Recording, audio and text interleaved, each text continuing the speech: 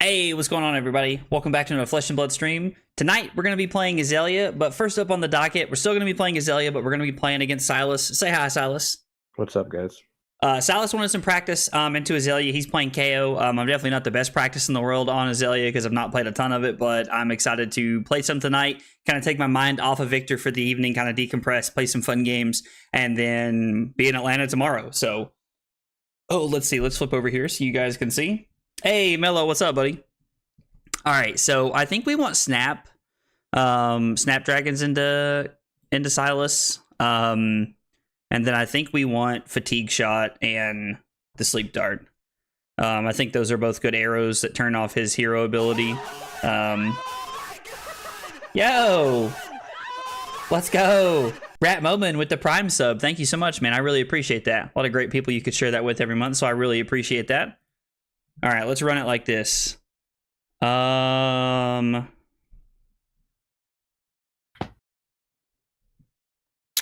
Okay.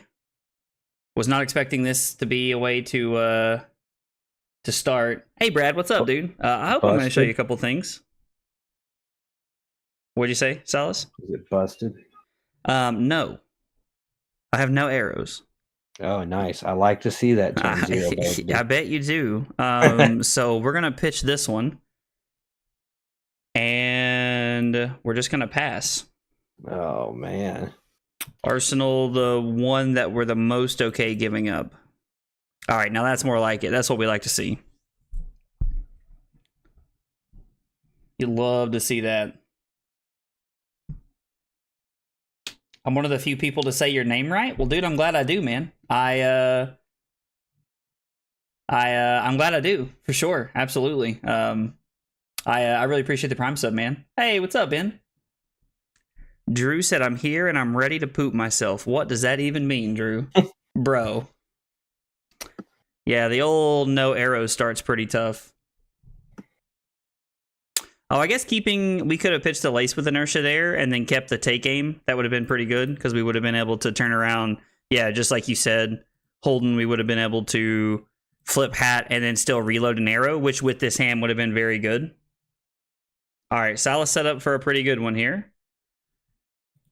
All right, so let's see what we find here. I mean, that's just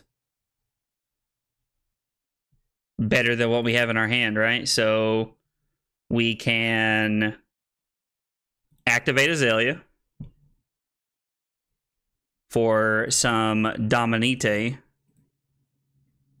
We're not going to pay for the Crow's Nest. This turns off your hero ability. Just hero ability. Yeah, which, I mean, it's pretty important. If you have like a Wild Ride or something, like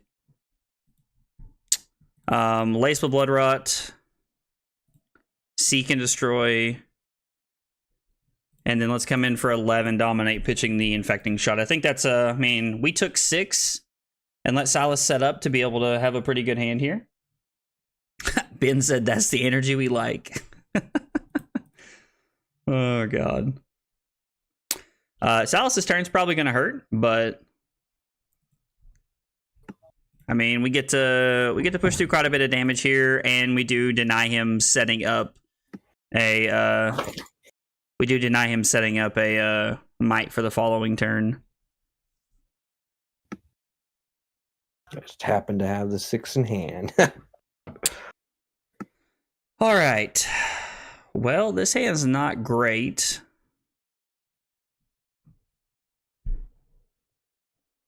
My gut's telling me to block 6 with the middle 2 arrows here, take 6, go to 28, and kind of play from there.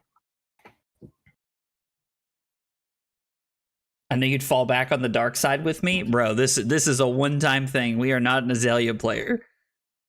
Yeah, She's I think good now. That's what people say. I mean, Azalea is good. Like, I'm definitely not saying that, like, she's bad or anything. I'm just... I wonder how her warrior matchup is. That is a good question. I think we're taking 3 here just to see what Silas's hand looks like.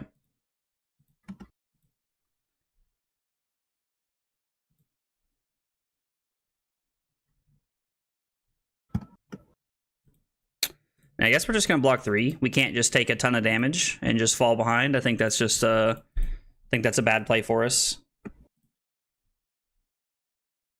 We do get to put Silas to 30. And then we get to... I guess we get to decide what we want to do here. We get to opt here. I mean, considering we're going to put this in our arsenal, I think we can leave this on top. This is fine. Maybe I'm just supposed to put that on the bottom because I'm just searching for something better to do. But I think that having that with this card being in our arsenal is pretty decent. So, which is a better pick for PQ season, Azalea or Katsu? That's a good question. I mean, I'd pick Katsu personally, like if you were going to force me to pick one, because I like Katsu better. I like the ninja playstyle better than I do the ranger playstyle, but I think that Azalea is a very good pick for ProQuest season in general. Yeah, that's very true, Mello. There has not been a lot of like ranger content ever since we got to... I mean, we're just keeping this hand, right? This hand's just crazy. We get to play this... I mean, I guess we could opt one first to see what we want, and then we get to play this getting a red play pitch. So we're going to see what Silas does, because this hand's pretty good. I mean, it's going to be red for 11, and he can block 3, 5, 7, 8. So...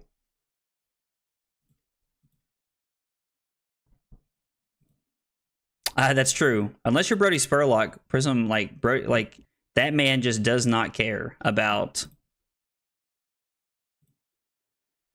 I mean, we have to take some damage here to try and flip and get back into the game, I think. Like, going down 20 points is really tough, but I think we have to just try to get back into the game here.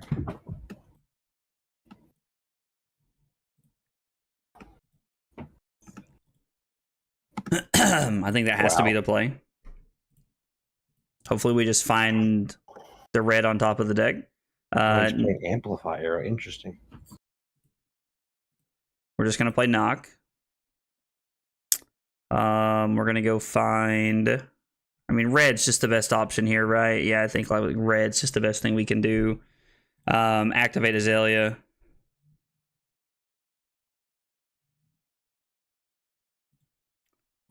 We are not going to pay for that. And then we're going to go seek and destroy. I mean, I guess technically keeping this in the deck is better, even though playing this kind of like is a non-bow. I think we have to play the take game here. Because the idea that Silas can inertia away cards he wants to instead of letting them die to seek and destroy is pretty relevant here. So we have to make sure that we give the correct cards. Ow, man, that hurts. I mean, this is a good start for me, but I think I still have a long way to go. Do I play stupid and keep my cards and just roll scab skins? I mean, I think that's... So... it's such a risky play. You can't... It has nothing to do with action points, by the way. Like, this isn't stop and go again. If you roll scabs, that's your only thing that happens. Like just to clarify. So, like... Oops. Cancel. Oh, no. Actually, I want to use that instant. It was like, you probably want to get rid of that, honestly. I agree that Katsu's a better pick into a blind meta. I think that Katsu is an extremely difficult deck to play at like a high level, though. Dude, he's so hard. I agree. He's a very tough deck to play at a high level. Would have liked to have had a premeditate there, but beggars can't be choosers and all that.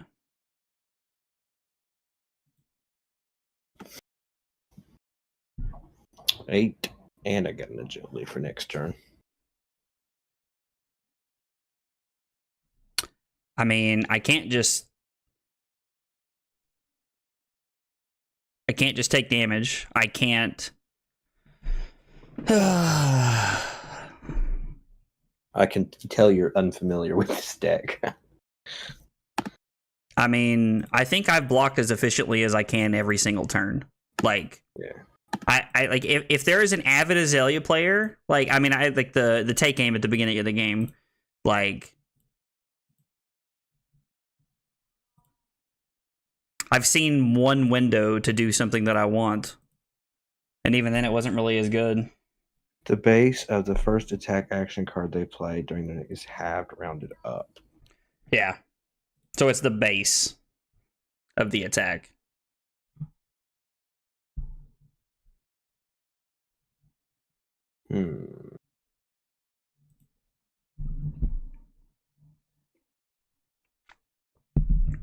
That's fine. Okay. And this works out because I also get a ponder token out of this, so we get to arsenal something. The one thing that I really don't like about playing this deck is that it doesn't block for anything. No, it doesn't block at all. I think we can take 2 here.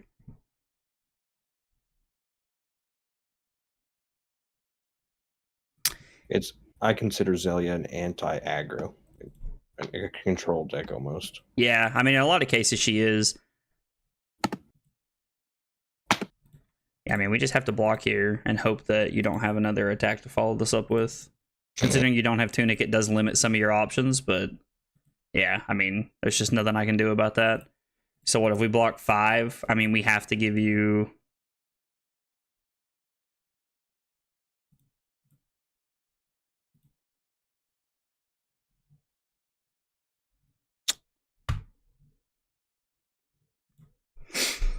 We have to do this to stay at 3. Just scoop? Yeah, I mean, this game feels very over. Like, I haven't had a turn to, like, do anything. Like, we had that one red in the ledger turn, and it just didn't matter. It sucks you couldn't attack me that turn. Why, do you have a Clash of Agility in your hand? Yeah. Yeah. Draw either all buffs, no arrows, or all arrows and no buffs. That has happened a couple of times so far, but I mean, I don't... Play smart. Play smart. I think that happens to people...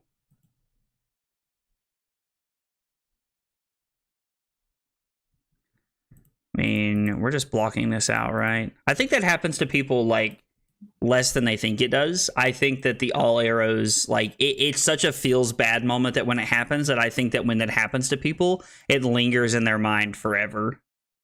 Hey, Brodie keeps winning on it. Brodie also finds, like, every point that exists in every game ever, anywhere. Mm-hmm. We've gotten lucky a couple of times and, like, found... I mean... I did say that holding all arrows. You are correct. And drawing no arrows, turn 0. Yeah, I mean, it was like, I would have loved to have been able to, like, try and dominate something. I would have, like, blind Azalea'd if I could have put something into the arsenal just to be able to... I do hate how I missed that Clash of Agility there. Hang on just a second.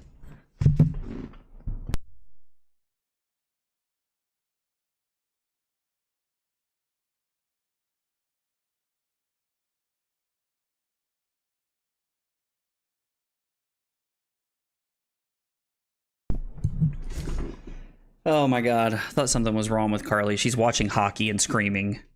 Good god. It's because you put bets on it, man. Bro, I haven't bet on hockey in forever. It's like, I hope you roll a freaking 1, you greedy prick.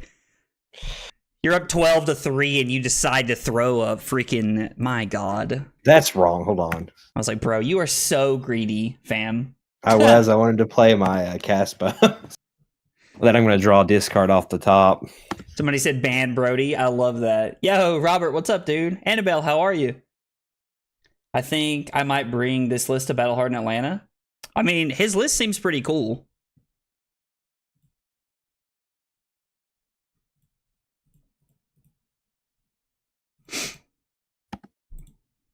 I mean, if we hadn't seen Like, if we had already seen the Reckless Swing, I might just go to 1 to keep the premeditate there. I don't know. Like, but how can Azalea beat Kano? I've been told that Azalea doesn't have a terrible Kano matchup, I actually. don't think so. Yo, RJ, thank you for the sub on YouTube. Really appreciate that, man. Appreciate you being here and hanging out with us tonight. I mean, I think we're just going for the drill shot here to force Silas's hand a little bit.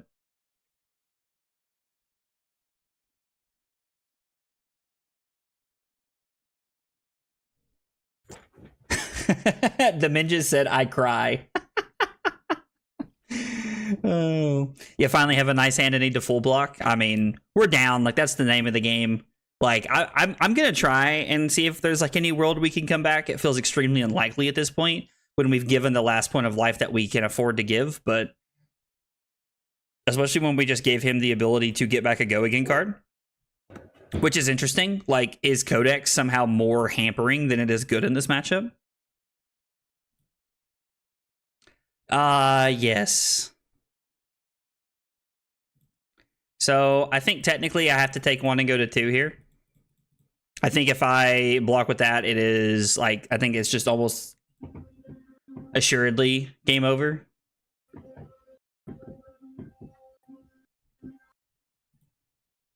So you're telling me there's a chance? Oh no, he's bluffing. You know it's in my arsenal, bro. It's like if you did that, like if you like if I didn't know you had that and you did that just to bluff, would be hilarious.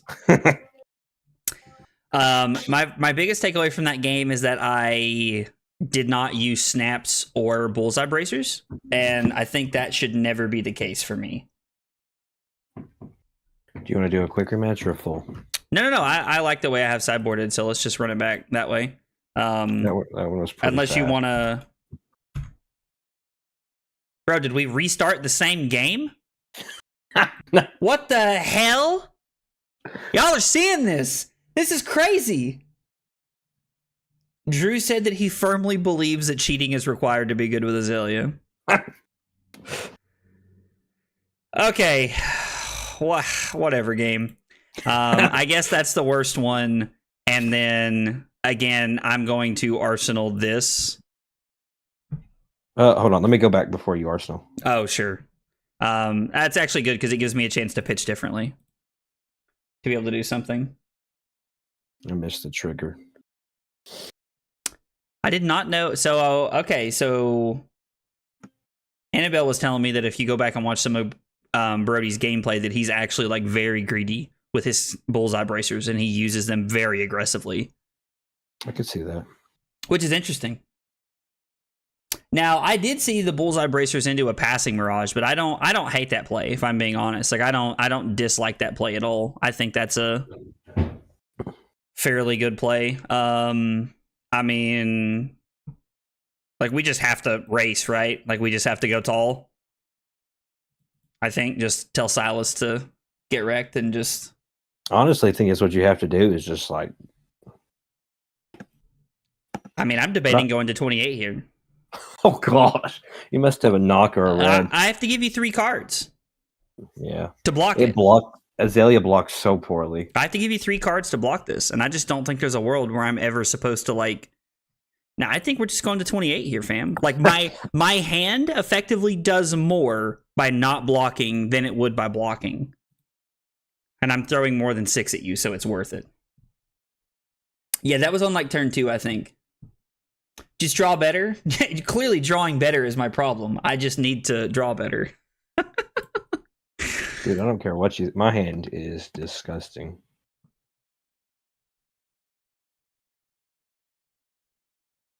I'm going to assume you mean Lee Good. Yeah. So I think this is a card we want to Arsenal. So I think I have to be okay with throwing this for 8 instead of 11 right here because the Seek and Destroy effect is really what I want. So if we throw this for 8, this has 2 on-hit effects, and we get to Arsenal a pretty good arrow against him.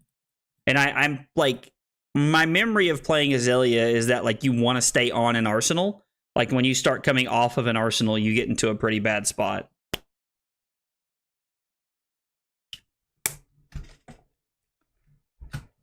Okay.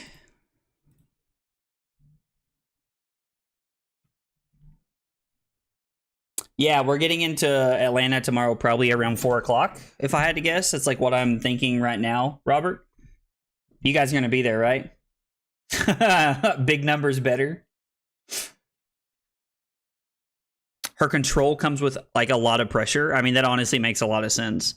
So if we keep our hand, which I don't think we should, I mean, we actually have the ability to just block 6 here, right?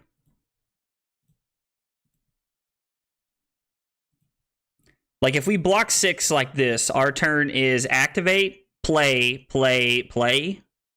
That's not bad. I mean, that's not bad. That has us taking 11 on his Blood Rush turn.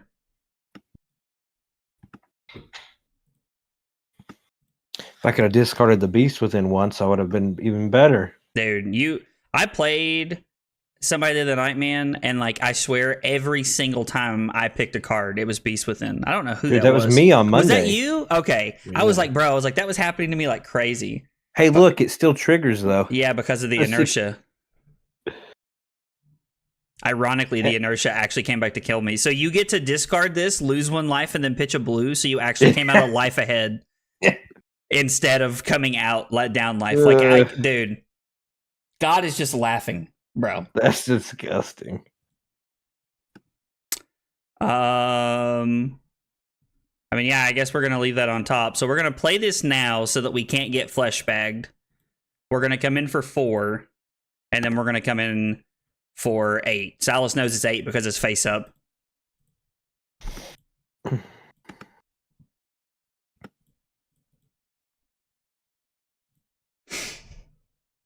Hey, Sax, what's up, dude? How are you, buddy?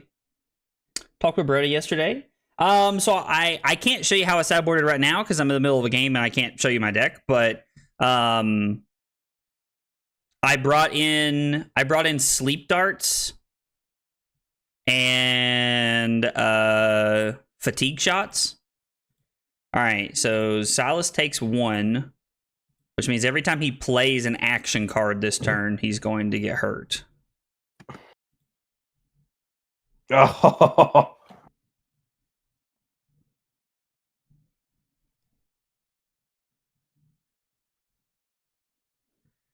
I mean, there's no world it's correct to just go to 11 here, right?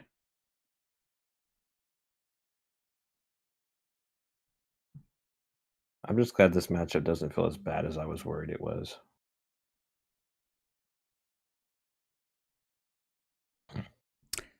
I would expect this matchup to be played a lot better by somebody else, Silas. I would not take our games as... No, but what I thought I needed to do is correct. Just kind of keep you on the back foot if I can go second and keep tempo. I think you actually get punished for going second. I think you're supposed to go first in this matchup. Really? Yes, I wholeheartedly believe you were supposed to go first to deny me the ability to be able to throw red in the ledger at you. That's true. I could see that.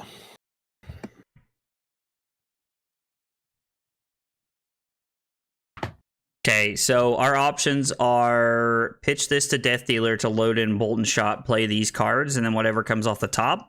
Or we have the option of play this, load this in,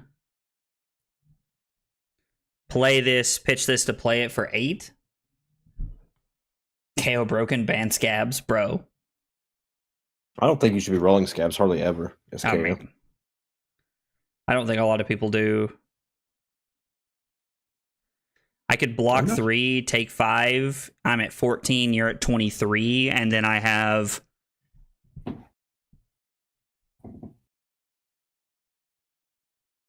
I have 11 go again. Although the go again is not really super relevant here. Like, Oh, giving me a knock? I think it's better to block and keep life here. I agree. We should definitely ban scowling. I'm all about that. I'm all about that. Dude, Moore, thank you. I appreciate that. I'm hoping to have a good showing this weekend. So let's activate Bullseye Bracers. Let's play Seek and Destroy, premeditate, and then come in for 11. This kind of feels, yeah, this kind of feels weird because you're supposed to use Bullseye Bracers and Snapdragons together. But I think that like the over like looking value of Scowling Fleshbag kind of makes that tough. Mm-hmm. What do I want to do? Yo, Trent, what's up, dude? I do remember that, actually. I do remember that.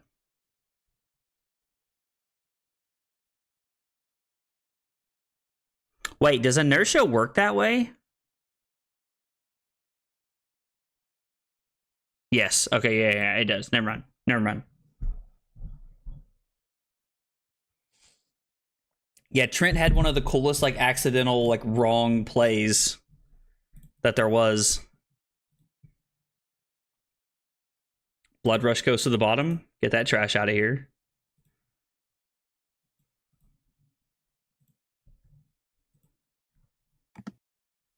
Arsenal that.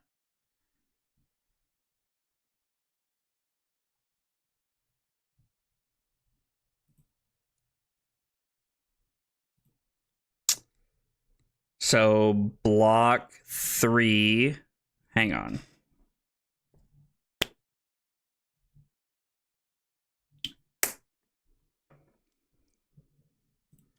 Yeah, I think that's our play. I think we're just gonna block here with a drill shot.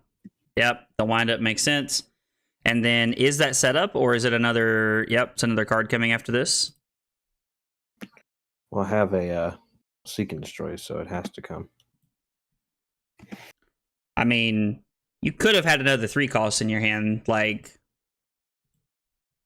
Possible. I think we have to take 5 here. I don't know.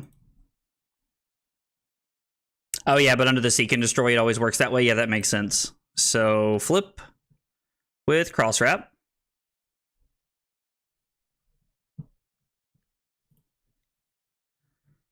Am I better off to just do that? I mean, that would be for 6, 10. Or this would be for 10 with a relevant hit effect plus the value of that. So if we leave the lace on top, we can Azalea, play lace, take a card out of Salus's hand, and then come in for 10. Which, if he wants to cover up, requires equipment and multiple cards. Because 2, 3,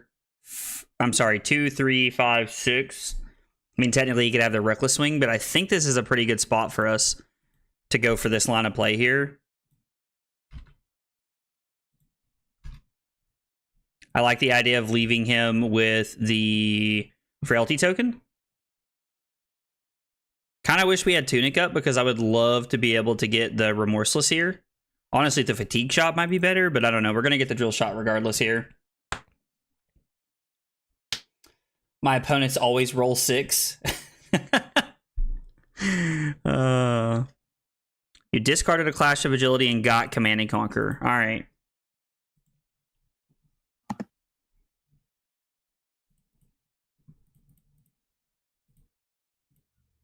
Interesting. So there's now 3 Frailties over there.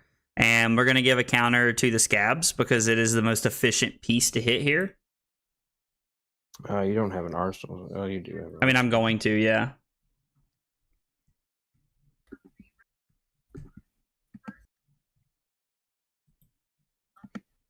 Don't you love that 4? So I think I'm supposed to take 1 here, guys. If I block 3 and take 1, I lose my arsenal. Then I can also use this. I get to play this card, do this, and then use this to play this into that. All right. Here we go. I think we're supposed to take the 1 here. Wow, I was hoping you block so I could do a Sin Pack. Bro, that would have been really... That would have been backbreaking. And we go to 5 here, and then we get to make the play that I just talked about.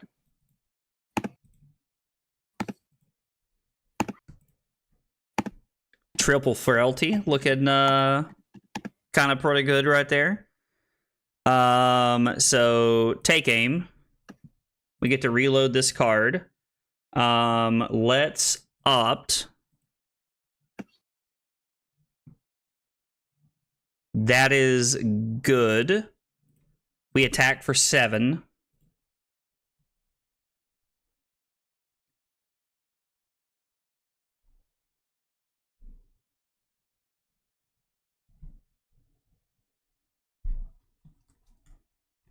Okay. Salus blocks with 2 cards.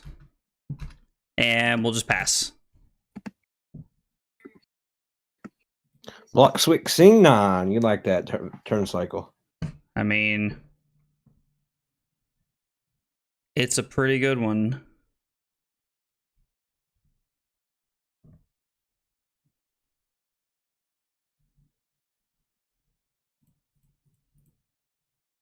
Ooh. I mean, every time you throw a number at me above 5 or 6, I have 3 2 blocks in my hand. Like every single time. My hand is so bad. I mean, I need you to have a bad hand. Savage Feast, Command and Conquer, Pack, Call, Cast Bones. So I didn't do the no reload and Tunic into the Death Dealer there because I was hoping that Salus would let that hit. Let's go. Of course. I don't think there's ever a world it's correct for you to roll a 6 right there. Or I don't think it's ever a world where it's correct for you to roll right there, by the way. I took the gamble. You also should have played the... Oh, no, I guess you have to play the Cast Bones first. Mm-hmm. That's the play to win play right there. You also play to lose if you lose that, but...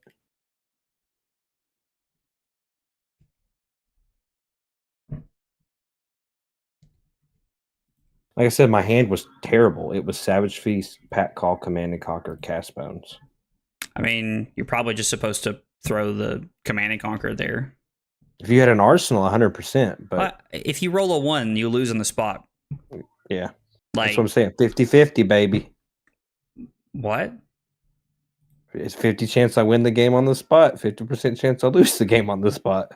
I don't know how you learn to do percentages at doctor school, but that's not how math works, buddy. 1 in 6 chance I lose immediately. I mean, if we're not we're either gonna give Skullbone and Tunic to not go to 1. Now the Reckless Swing is over here, so we're just gonna go to 1 here, and then we're just gonna arsenal this card. They always roll a 6. Dude, I've rolled my fair share of 1s, and then I scoop. Yeah, so if Salus didn't block there, Calum, to answer your question, if he blocked or didn't block out completely, we were going to snap Tunic, Death Dealer in, then play the pump. Yeah, I don't even think I can block this out. Look at me doing Azalea things. Yeah. I have started both games with the turn where I want to go first, and neither game I have literally been able to take 0 game actions on turn 0. You want me to go first once and see how that feels? I mean, if you want to, I think it's correct for you to go first, but all right, let's try it. You can't cheat on Talishar, so there's no reason to test Azalea online. I think. So let's see. You're gonna go first this time. Yeah, I'll go first. Okay. All right. So last time we sideboarded, I brought in these, and just a minute ago, somebody was saying to take out the Rabbles, which I kind of think is a good idea considering Fleshbag just exists. So if we take out those, all our other arrows are pretty relevant. Like this is good at chewing through equipment. This is go again.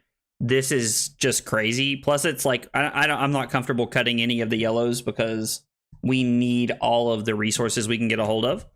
Yeah, if you guys have sideboarding tips, by all means, please throw them in. I think we want all of the buffs. I think all of the buffs are pretty good here. And I just don't I think this is the 63 we want to play here. Why would you take out Remorseless? I mean, there are times when he goes 3 chain links wide. I don't know. All right, well, let's try it with Remorseless then. All right, I'm gonna take Silly's word for it. Yes, we have an arrow in the first hand. I think so. I assumed that Brodie only wanted Down and Dirty so that you could play it against Dromai or Prism, but I don't know. I could be wrong. Like maybe he wants to play that in other matchups. Also, Liam with a big hydrate. Actually, do I want to even do that? No, I think that's wrong. I think the correct play is discard. Oh, where'd it go? Hold on. Why did it not? Oh boy. He can just block and send 8 instead. So I think that Remorseless has a really good place in the metagame against certain decks. I think it also is just like not great against certain decks also. Like I mean, are we just loading this in so that we can see the top 2 cards of our deck and potentially try to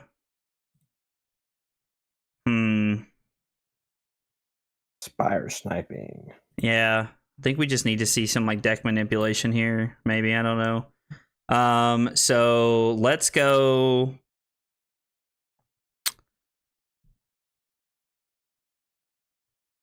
Top. We can activate Azalea. And then Bracers and attack for 8, and then Arsenal this. Yeah, I should have pitched one Endless at first to cycle. That would have been better, I think.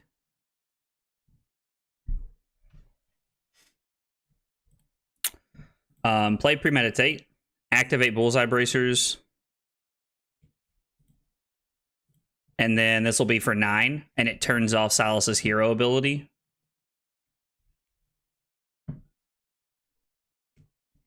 Which I really don't care about. All right, so we're going to draw into what we know is on top of the deck. It would have immediately been better to have cycled this away. I guess we'll go ahead and Arsenal this and see what we draw into here.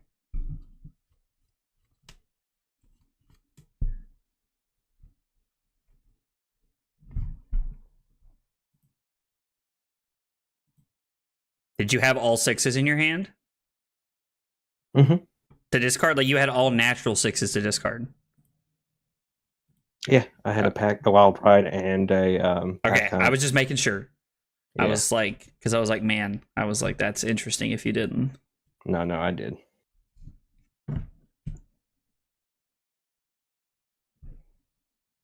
Yeah, putting the drill shop on top might have been nice because, well, I guess it's a resource here or a resource there. It doesn't really matter, right? I guess. We can block here.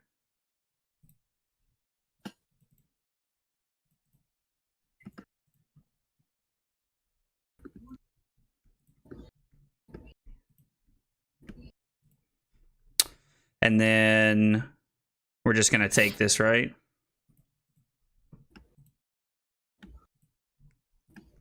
Like we just have to go to 28 and take this. It's 3 games in a row. Silas has drawn a turn 2 or a turn 3 Command and Conquer. Money. Lucky. I need to draw this well this weekend. Yeah, I was about to. You need to just turn your computer off now. Save that shit for tomorrow and Saturday. And play against people who don't play that deck normally. That's always a good call. So if we pitch this, which I think is a good play, we can load this in to see what we draw. We can play Reed to kind of like get a feel for the top of our deck here. I mean,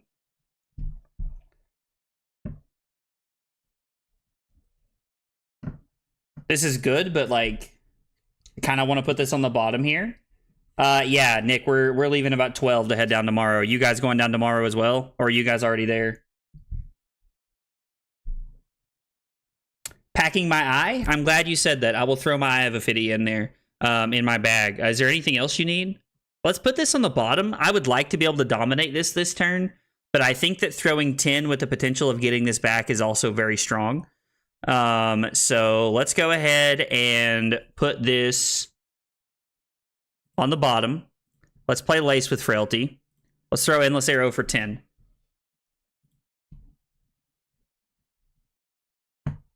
Yeah, Minja, please come say hi. Yeah, we wanted a buff. That's why we played the read first there. Is that what you're saying, Wally? Don't need anything else? Sounds good. I will throw my eye and I will throw it in my bag. I got to throw it in my binder here. Silas, do you need anything this weekend? Just that extra agility token so I can have 2. We've already activated Death Dealer, so snapping does nothing for us here. Okay, you need an agility token? Yeah. Okay. I can make that happen. Because having 2 works out better. Yeah, no, for sure. So is this what it... Yeah, get that Command and Conquer shit out of here. Man, that'd have been so good if my God, Reincarnate would have.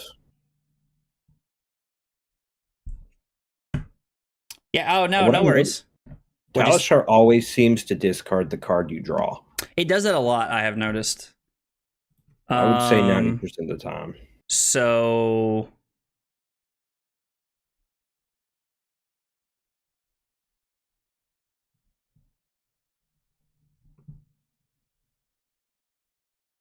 If I block here, we can opt.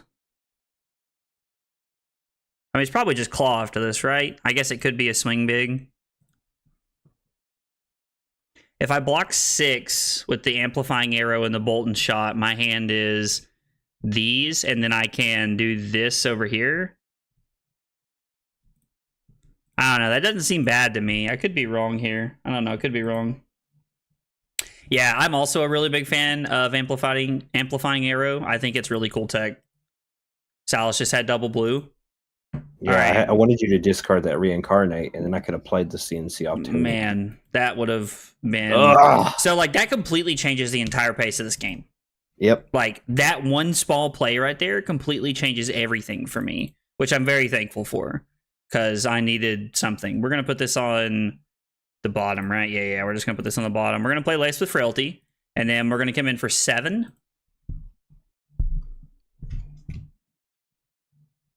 Actually, the correct, even if I intimidate, no, the correct, because you can load that and play that for free. Even if I intimidate that, it doesn't matter. Yeah, if you take the card from my hand and this comes back, I can still snap and then tunic to Death Dealer. So, yeah. Are you sure no blocks?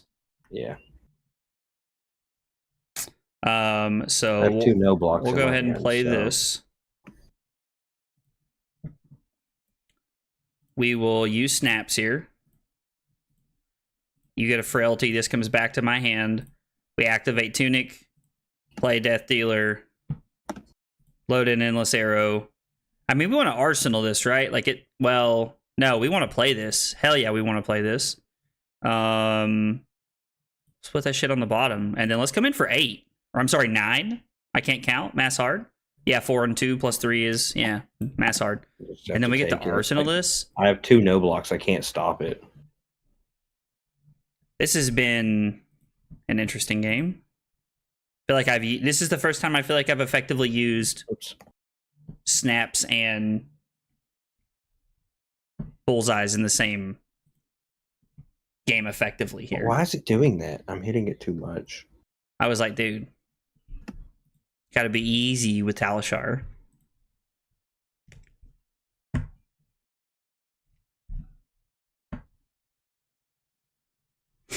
Okay, so let's work out our hand here. So we can opt to see what we want. I mean, the initial play that I'm seeing here is to block 6.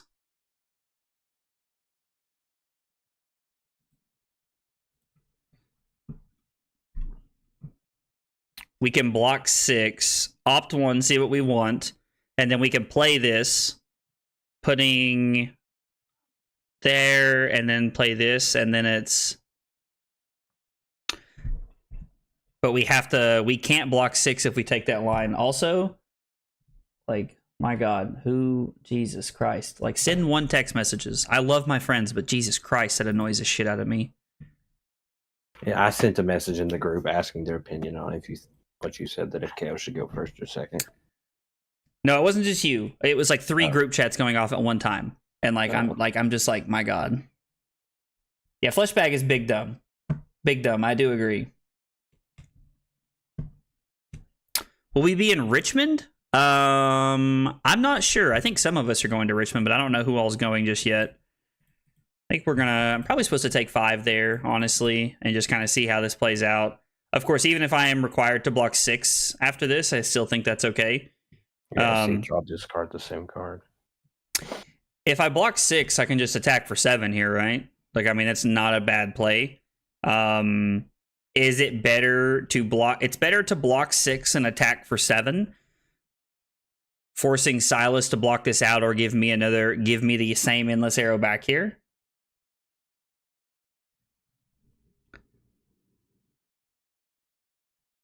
Or I could come in for 8 dominate, which seems pretty greedy here. So I think we're just supposed... I mean, I'm getting all of his equipment that way, but I think we're just supposed to play the value game here since we're up, right? And then, like, if we draw, like, a truly bananas hand, we can, like, try to go for it.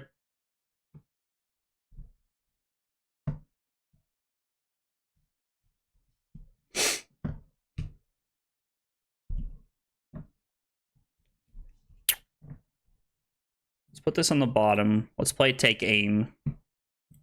And then come in for 7. Silas is kind of at the point to where he's going to have to start chilling out some of that equipment here. You would have blocked 3? Why would you have blocked 3 as opposed to 6 there, silly? With his luck, don't trust your arsenal be there next turn? Lol.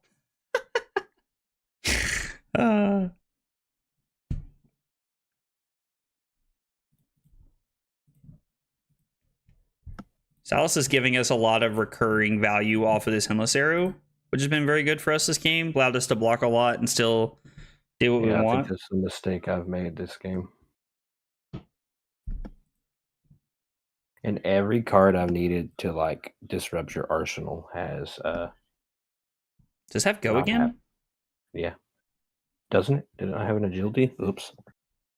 I was like, no. Oh, I meant to... Let's go back to your turn. Okay. Let me, 1 second here. Revert to the start of the previous turn. So we're going to opt 1. I put this on the bottom, and after seeing my hand, thank God I did. And then 7. I was going to do this. Okay. So Silas makes an agility, blocks 2 with the scabs, and then he's at 3, I'm at 17, and then we have our endless arrow in our arsenal here with our hand that does things, I suppose. This seems like a pretty decent hand to block.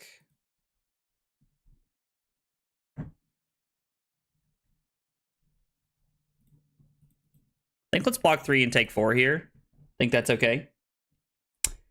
If it hit a good 1-cost arrow, I dominate. If not, I'd use knock to force dominate, endless to force 2 equipment in a card unless he lets you have an arsenal. So you would have just used the knock to just, like, force a 0-cost arrow off the top there. So this being for 6 means we can block it out.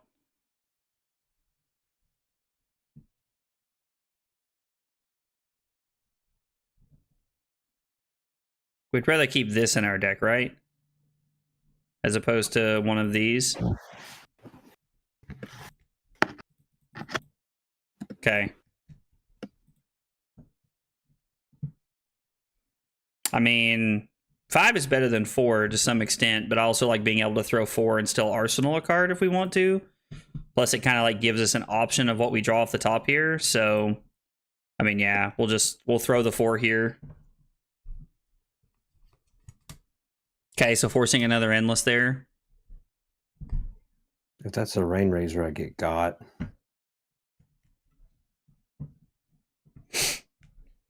Well, the fun part is that doesn't save you from Rain Razors because it's an instant. Oh. Yeah, so be careful with that. Fleshbag does not save you from Artivore. It's good to know. You gotta. I'm glad we had that now.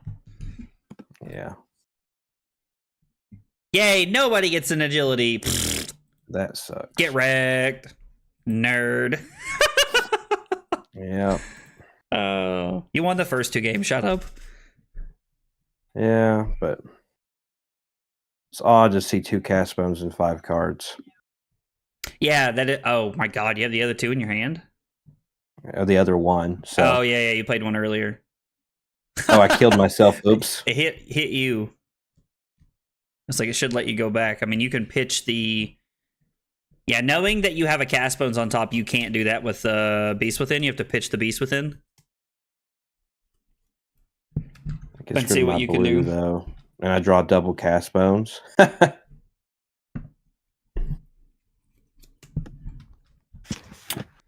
So looking at our hand, it looks like we're good to block 3 and take 3 here. I think you're going to win this. I'm going to play like I don't know that Silas has double cast bones here, obviously.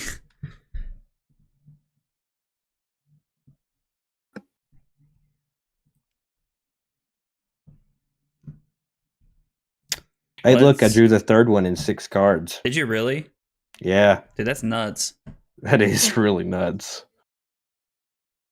So we're going to leave this on top, Azalea it in, play it. Use Bolton Shot to load in red in the ledger. Draw a card. Play the red in the ledger for 8. And then stare at Silas.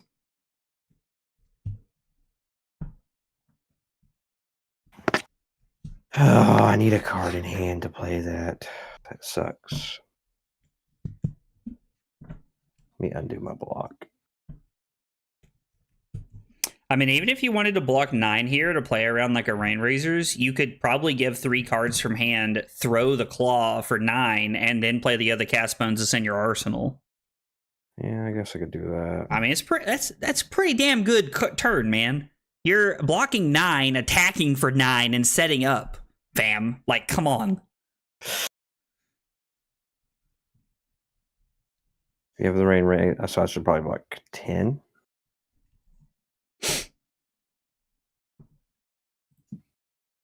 So now you're coming in for 10 instead of 9. You have to practice your hand shuffling?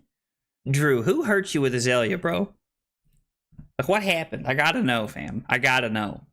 We're gonna arsenal this.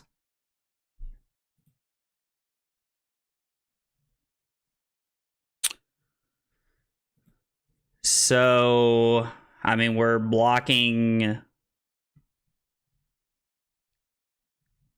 6. We block 6. Go to 6, and then the cast bones.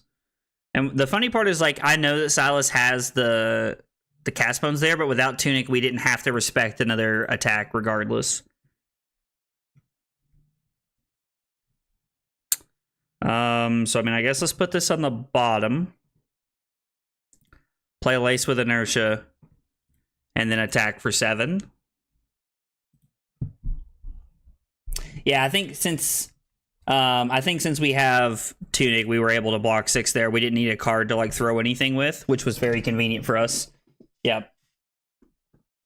Is going to time despite being high rolled because they take so long to play. I do feel like Azaleas like take a while to play. Like, I mean, they do in my experience anyway. I figured you had it. I just like, I mean, maybe there's a world where you're supposed to block 9 from hand again. Could be, but then I can't. And then I just swing claw, I guess, again. Yeah, I mean, you're playing around the thing that kills you. Hang on. We'll go back to start a turn. Revert to the start of the turn. So let's opt. Because it's +3. Put this on the bottom. Rain Razors is +2. Having this 2 block in my hand sucks. So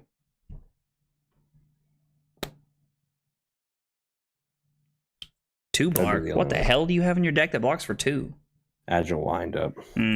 So I mean, like, I think this is your best play here.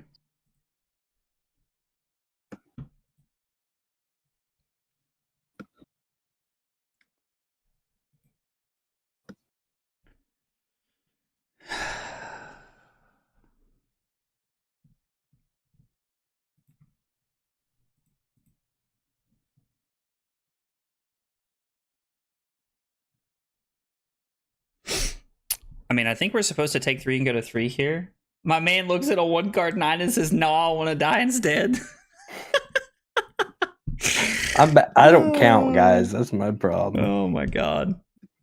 I want you guys to stop for just a second. And the guy that just said to me out loud that he doesn't count, top 8 at a battle harden. Remember that next time you're looking in the mirror. I don't like to. Oh. I can when I'm sick, I guess, but I mean, we're gonna bottom that, right? We don't care about this. Do we just flip in the dark? yeah, I love that. I don't think we're supposed to, right? So, like, if we play this, I think we're supposed to play this.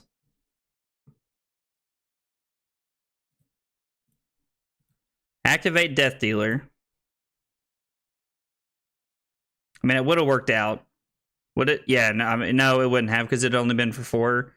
And then we attack for 7. Forcing 2 cards out of Silas's hand and Scabskin Leathers here. Or I guess if he has 2 blocks he has to block with, forcing 3 cards out of his hand. Okay. Silas is just willing to let me know that he's not going to be using his claw this turn. I know.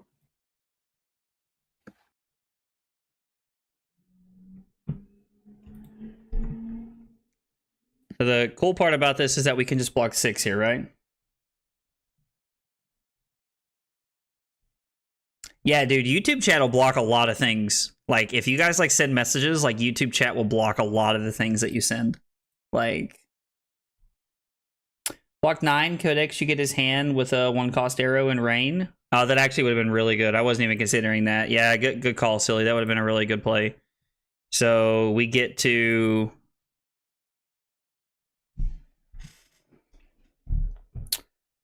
go top, resolve this to put this on the bottom. Seek and destroy. Take aim. Golly. And then Spire Sniping for 10. And this takes 3 cards of the Silas's hand in Tunic. Or if he has a 2-block, it takes every single card out of his hand here. Hey, what's up, Chris? How are you, man? Let's see if it'll tell me your modded message. Like, I have, like, mod activity on, but, like, it does not... I don't understand why it doesn't tell me that over there. That is so weird to me. Yep. 3 cards. Which means now we're going to give him... Wow.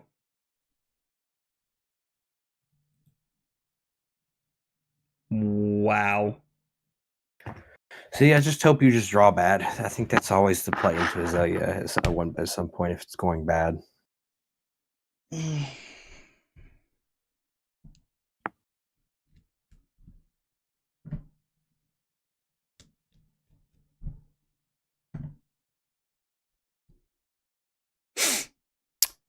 Yeah.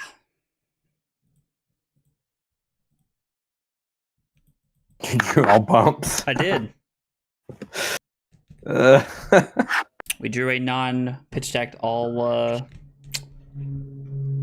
hand of pumps. You love to see it. I've been there. I've been on that end because I played Azalea for so long. I guess we're gonna play it to opt one. Like, I think we're gonna leave it on top because that's like a good 1-card hand if we're able to keep 1 card here. Like, I don't know what the flying heck. Actually, let me go back. Hold on. Can we go back to your turn? I missed the trigger. So we're gonna play this. I left this on top, and then I'm gonna pass to Silas. Okay. And then we arsenal this. Silas is gonna throw this at me for 9. Yeah, but if you block it, you get a quicken. 3, 5, 7. I don't think I really care about the quicken here. I said GG, no re. Bro, what is this, Rocket League?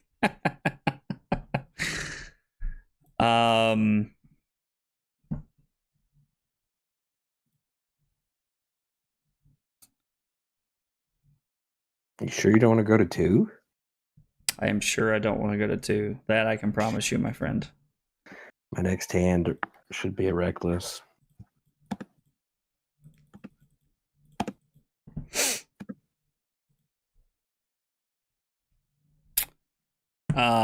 So I mean, we just have to attack for 7 here, right? Like, that just has to be our play.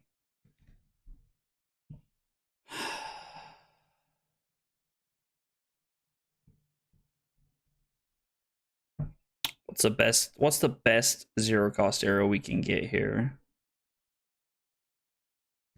Do you think I should run No Fear into Azalea?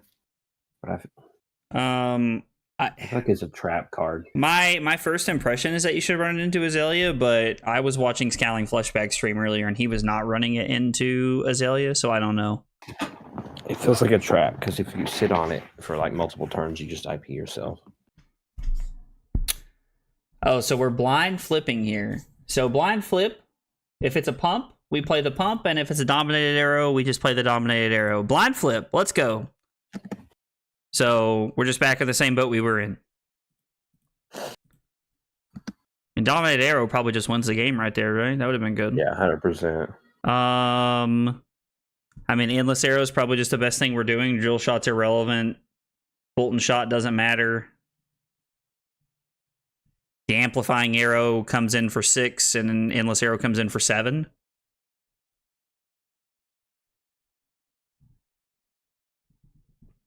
Amp? Why amplifying arrow? It comes in for 6. Amplifying arrow comes in for 6. And endless arrow comes in for 7 here. Why would we ever take amplifying arrow here? It's 2 plus 3 plus the +1. So this one will be for 6. Don't listen to me. I just like that card. All right, fair enough. All right, we're going to throw 7 because 7 is force 3 cards out of Salas's hand.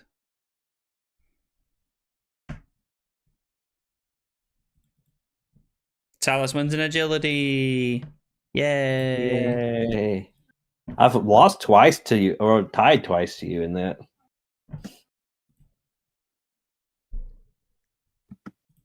Runner for 5.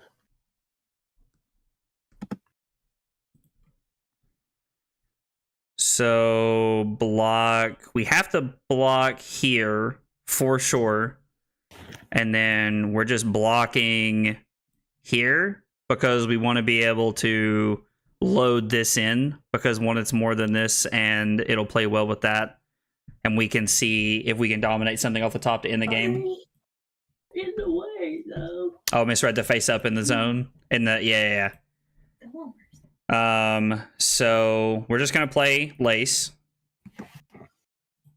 We get to pitch bolt and shot, load spire sniping. We're gonna go top and then top, activate Azalea. You win. Jesus Christ, we finally did it. We are gonna pay because that matters. Yeah, Crazy part, you were about to fatigue me. I think I could. Like, you could build this deck to fatigue Azalea. All right, well, we didn't lose every game into Silas, so that's good. All right, thanks for playing. Oh, yeah, you bet, I'll see you man. tomorrow. All right, see you, buddy. Honestly, I'm surprised Silas is up as late as he is. It's way past his bedtime. Silas is normally long in bed by now.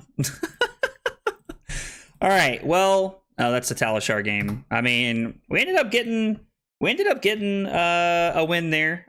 Surprisingly, 60 is all you need. So the funny part is, like, before I started playing those games, I was like, you know what? I probably just want 60 against him because I want to be able to find like my red in the ledgers and like other cards faster and like in a more efficient manner. But I am the blind leading the blind over here trying to play Azalea. Okay, big hydrates. The big hydrate is running through me. I'm going to run to the bathroom real quick. We're taking a 2-minute break, and when I come back, we'll be playing more Azalea. Thanks for hanging out tonight, guys.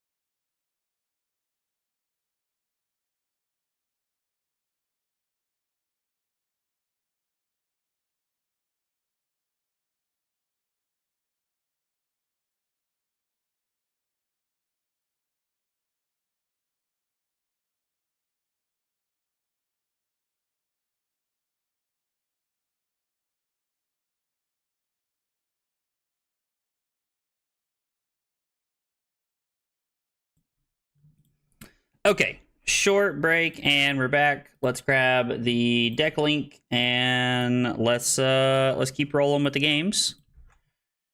We're gonna do request undo CC. I just do. Oh, I did that as private. Gosh dang it, Zach. I always just do CC when I'm playing against like testing with one of the guys, because I know that there's no worry of like people trying to take weird stuff back. But when I'm playing against random people, I always try to like play request undo CC. Also, way past my bedtime. Yeah, Annabelle, isn't it like really late where you're at? I was like, I remember you telling me it was like pretty late there. Okay, so turning off the hero ability seems pretty good. This is not a remorseless matchup, I feel like. I don't know if fatigue shot's that good. Like, we're cutting something in half its base power. Like, we're not really like cutting the pumps or anything. Okay, well, apparently we're not doing that either. So there's that. Nick said Silas wouldn't let you end on a loss, dude. Good guy Silas at it again. Good guy Silas at it again. Turn my foot warmer on as I cozy into my streaming setup here. Yo! Let's go! Radicus Maximus. Thank you for that Prime sub. I really appreciate it, brother. A lot of great content creators out there you can share that with every month, so I really appreciate you sharing that with me this month, man. It really means a lot. Guys, thanks for being here and hanging out tonight. I appreciate everybody being here. All right, I'm going to try and find a new game since we're not finding anything.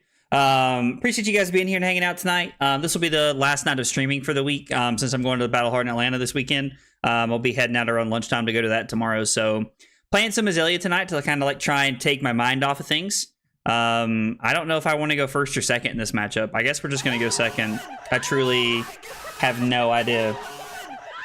Yo, let's go. Drew with 5 months of Prime. Let's go, dude. He said, big stinky. We love stinky weenies, bro. What a message. I think you read that out me just to, like, I think you said that just to get me to read it out loud. Oh, bro, that's hilarious. Drew, thanks for the 5 months, man. I really appreciate that, brother. It means a lot. Oh, that was you, James. Well, dude, James, I really appreciate that, man. Thanks a whole bunch, buddy. Really means a lot, man. I really appreciate it. Be on stream on Saturday in top 8, bro. I hope so. I would love to top 8 like a major organized play event, you know, like I recently for the first time like won a gold foil for the first time, so that was pretty exciting, and I'm hoping, oh no. Well, that's terrible for us. Infecting shot. Kind of figured they get red there. Interesting. But, God, and they have the premeditate? Bro. I don't think they accounted for not being able to pay for their arrow. I don't think they accounted for not being able to pay for their arrow, fam. But I would really like to top 8 or win, like, a major competitive play event. Like, it's something that's like kind of missing from like my fab resume, and I think like that's something that like I would really like to have to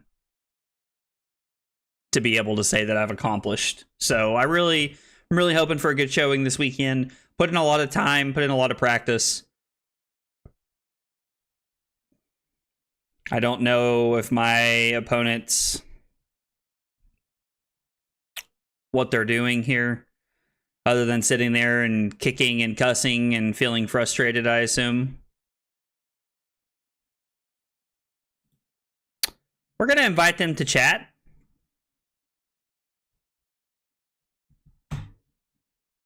I kind of get the sense that after this long of silence, they'll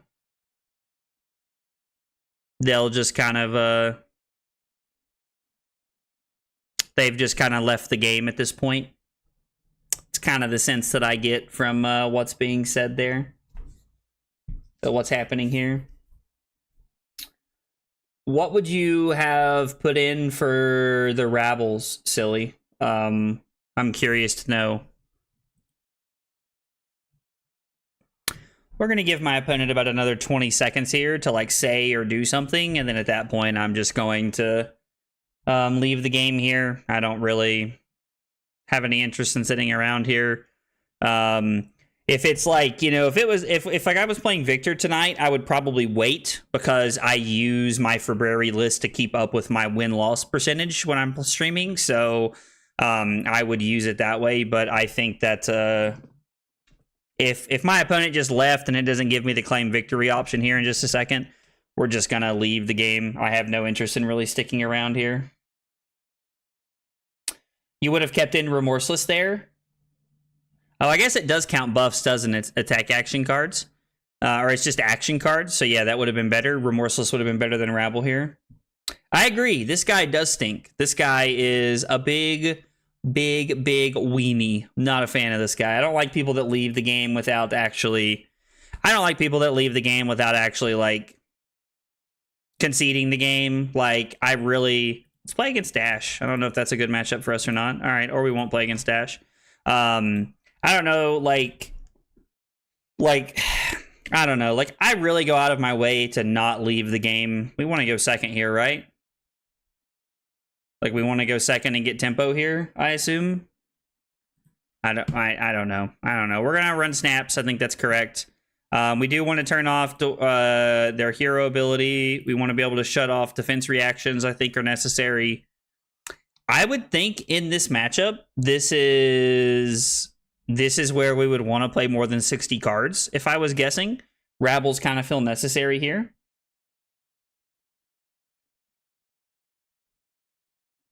Yeah, so it seems like I definitely wanted the Remorseless in that last matchup there, and I didn't have it in. I mean, man, this hand would have been crazy good.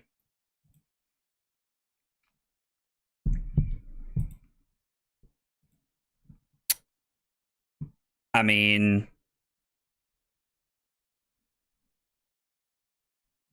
we're just going to block 2, right? Like, I think that's the correct play. And then this is going to come in for 5. So we're just going to block 5 here. You like Rabbles and Tadori? I also think that Rabbles and Tadori are... I mean, this is a deck that can probably try to fatigue us if they want to here. So let's go ahead and play Read the Glide Path.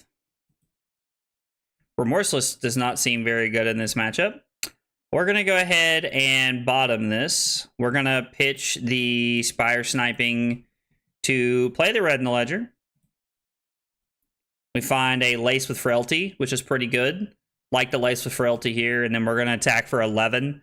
So starting off pretty aggressively here, putting a lot of pressure on our opponent, I think, here. I think this is a good start.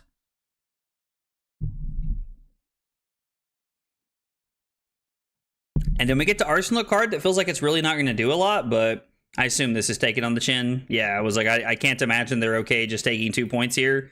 I assumed that was something for them to do.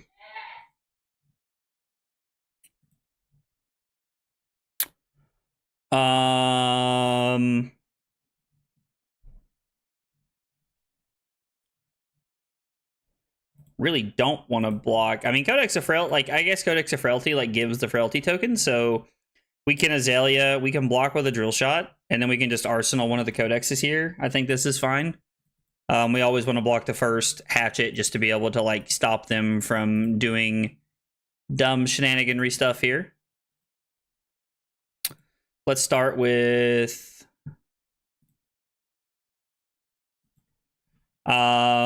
so we could go Lace with Frailty on top, activate Azalea, play Lace with Frailty, play Lace with Inertia, pitch one of the Codexes to Death Dealer, and then play the Codex to get back a Red in the Ledger, and then throw Red in the Ledger for 11 again. I mean, it doesn't seem that bad to me. It seems like a pretty solid line of play here. We do have to pitch to do this, play this, and then we get the Red in the Ledger back, and we attack for 11. So we put together a couple of pretty big arrows here. I do think we're going to have to be focused on not getting fatigued this game, because like this feels like a matchup where we could very quickly get fatigued. Okay, so he must have another D-React here, I assume. Like, I assume there's like also a Sink in his hand. And get these out of the way early is good. I do like having that card here.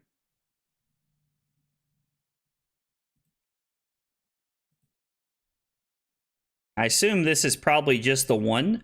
I mean, this hand's kind of insane, right? Because we can play, we can opt, see what we want, play Release, play Premeditate, play Read. We can play Knock, get the arrow we want, or reload the Infecting Shot, Azalea in whatever we want. And then we get to use the Tunic to throw it here. So I think this is worth saying no blocks on. Somebody has a different line here. They're going to activate Brave Forge Bracers. I think that was a mistake. Don't have Go again to attack again, so I don't understand why. I mean, Drill Shot's pretty good, right? Like, is it worth just...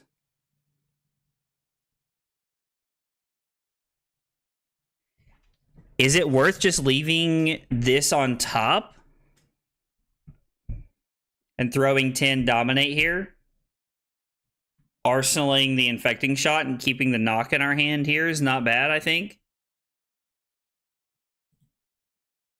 I mean, I do like chewing through their equipment. I think early game... If we run out of buffs, yeah, I think if we run out of buffs, it is very bad for us. Actually, it's better to just pitch the Infecting Shot to give this a counter, right? And then we get to go 7, 10. We get to opt one. I guess we'll put this on the bottom. And then, so now we've got 2 buffs and a couple arrows in the bottom, but also, like, it really doesn't matter, like, because we're just going to be...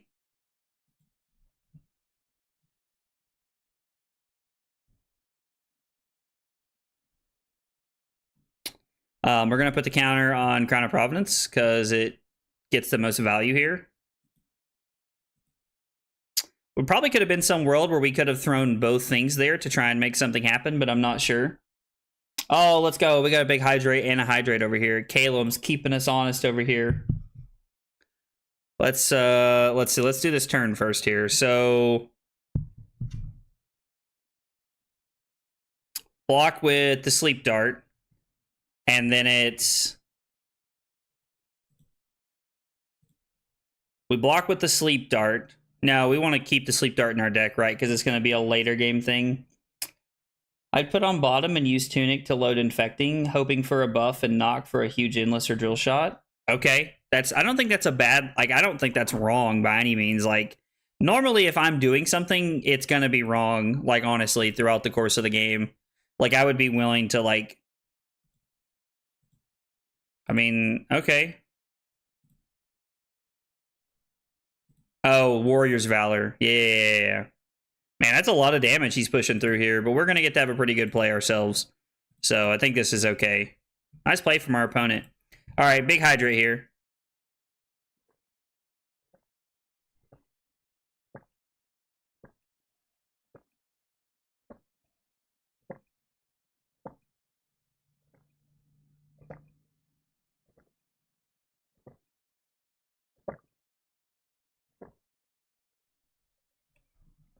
Oh boy. All right.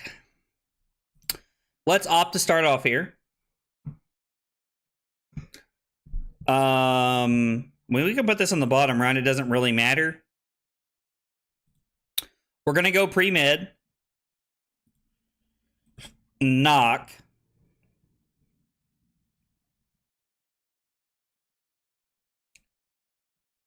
Is it Sleep Dart or Red in the Ledger here? Could be Infecting Shot too.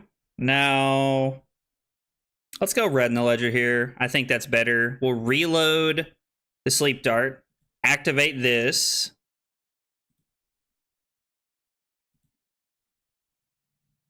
Red. Okay.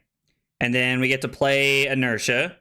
And then it is physically impossible for them to block all of this, even with a shunt, because this is for 11. Yo, Josh, what's up, dude? How are you, buddy? And then they take 8. The Inertia puts cards in the bottom of their deck for us. We get a Ponder token. Feel like that panned out pretty well for us. Amplifying Arrow.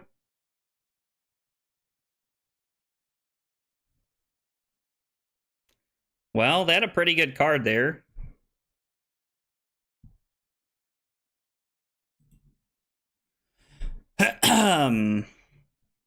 So if we block Endless Arrow and Bolton Shot,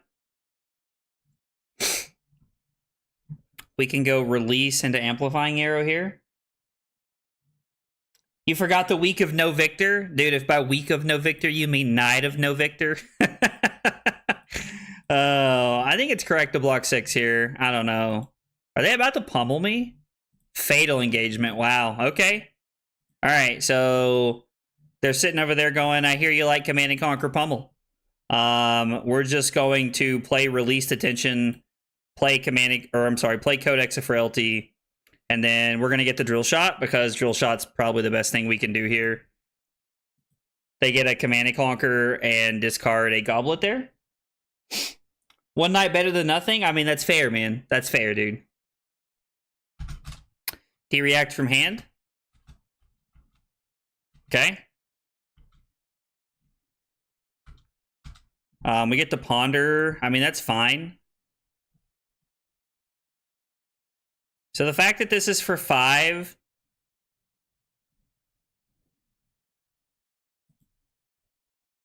means we can block with 2 cards if we want.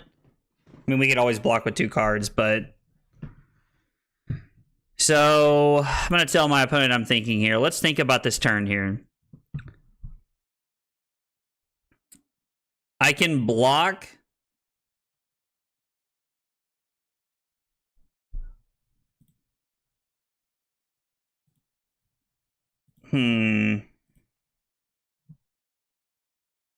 Yeah, this is Brodie's list. So if I block Spire Sniping and Bolt and Shot, I get to play Lace with Frailty, or I get to opt first. I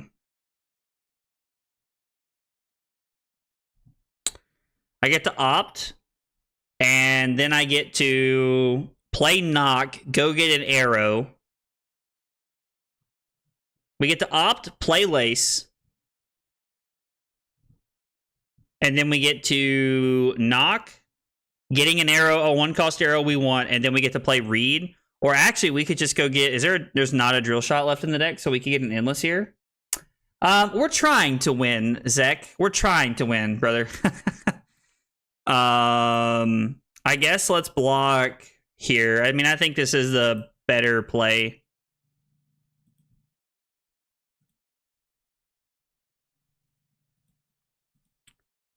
Yeah. Yeah, we're doing our best, man. Azalea is definitely not my cup of tea. We played 3 games against Silas to start the stream off, and I can 100% tell that Azalea is not my thing. I mean, we could always just throw A Dominate, right? Like, we could just play Reed to opt to see what's on top and then throw A Dominate. I don't think it matters here. I do like the idea of playing the... I guess if we knock, we still don't get an Arsenal, so, like, it's just better to leave this on top. Activate Azalea. And then we can actually use the knock here as a resources to give it a counter to make it +1. So that's not bad. That's kind of cool. I can't play anything but Guardian. Listen, I love to play Guardian. I'm not even ashamed of that, bro. I love to play Guardian. Yep, let's pay. And then, I mean, let's just go ahead and make this 9, right? 9 Dominite is pretty good. We'll leave the Bolt and Shot on top. I think that has the best possible effect for us going in the next turn. Gotta go. Night time. Fair enough, man. Silly, thanks for coming by and hanging out, man. Hope you have a good night, brother. I mean, you've already given a card from hand. You can't block this out unless you have like double take it on the chin. No, I appreciate it. Yeah, so Josh, like we were ironically talking about that earlier. There were like multiple times when I wanted to block against Silas and I just couldn't. Like I was like, man, I want to block, but my hand sucks. Like, so if they have a hit and run, this could just be...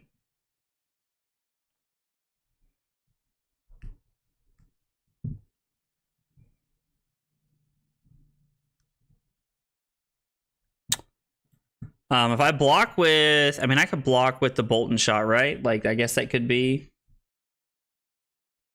What's the saying, Josh? If I block Bolt and Shot, I can use Tunic to load Spire Sniping, see what's on top, and then potentially dominate a 0-cost arrow off the top of the deck. Or I could dominate a 1-cost arrow. So I think blocking here, instead of giving our opponent the potential to throw 3 hatchets at me, is the correct play. It could also be that we're just supposed to... actually, you know what? We're supposed to block with Spire Sniping, I think. So that we can go Tunic to load Bolt and Shot and see what's on top, and then we can potentially Bracers here. Rangers don't block. This was before Riptide was a thing. I mean, that's fair. God, I really don't want to take 6, but I think we have to. Like, and it sucks because we're going to take 3 more, but... So we're at 8. They're at 18. We're going to use Tunic. Activate Death Dealer to load Bolt and Shot. And we get to go Seek and Destroy, Bolt and Shot for 7. It might have been better just to throw this for 10 and then Arsenal the Infecting Shot, but I like using Bullseye Bracers to throw this for 6 as well. Quite a bit of damage we get to throw here. Like, seems like a pretty efficient...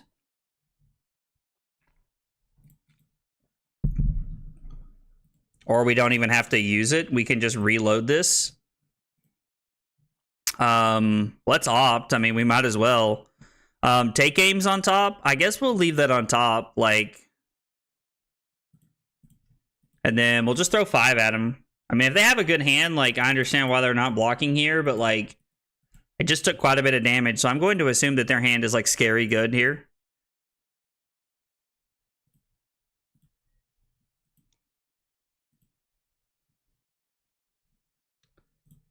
I think we're blocking 4 like this. Could be a Blade Flurry. I don't know. Like, could be a Blade Flurry. There's only 1 left in their deck. They play 2 on the same turn. So, I don't know. There could be, like, they could be on, like, Stroke of Foresight or something like that. Dude, I love Fi. Fi is, like...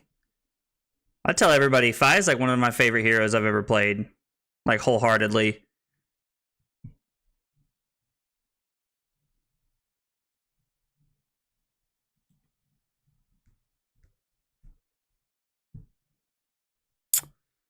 So, I mean, I could just block Skullbone Crosswrap, go to 1. Feels wrong. We could block 3, take 5, go to 3, and then play Take Aim, Amplifying Arrow.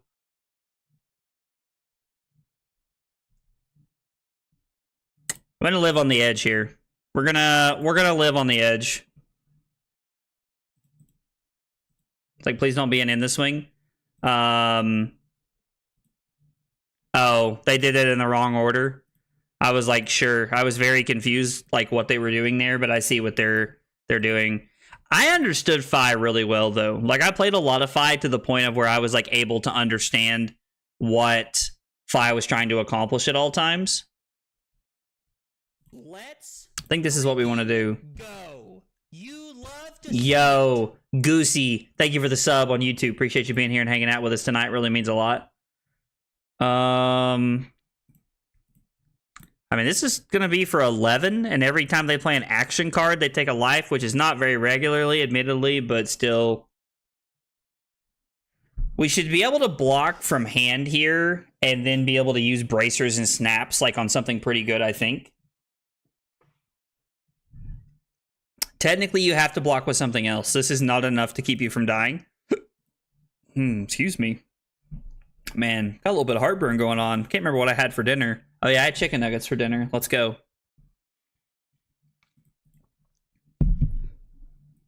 Okay, Fate Foreseen. So, take 2.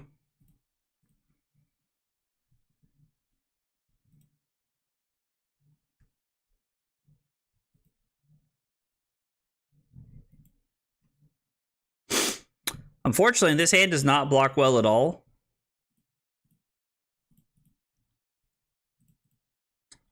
Was kind of hoping for like a Endless Arrow. Is there ever a world where I'm supposed to keep the knock and arsenal it here?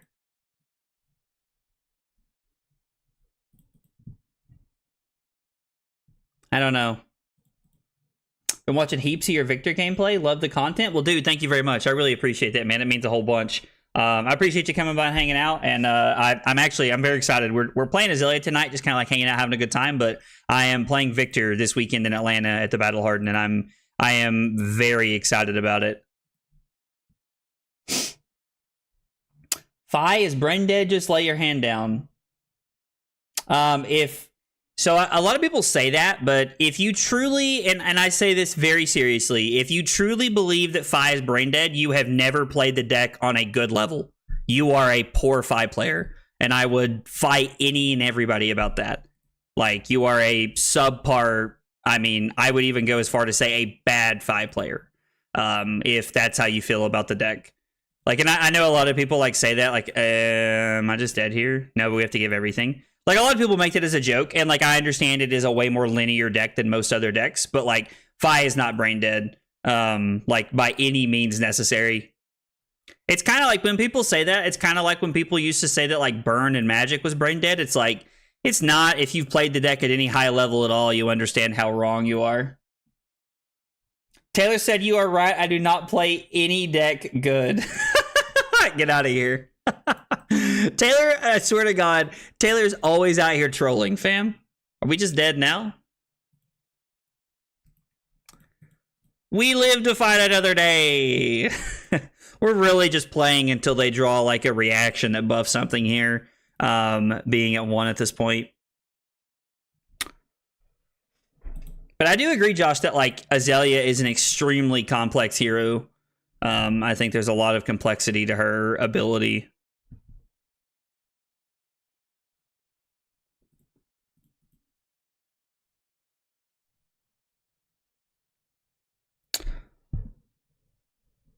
Like, I think like just like the way she plays in general, there's a lot of complexity to her game plan.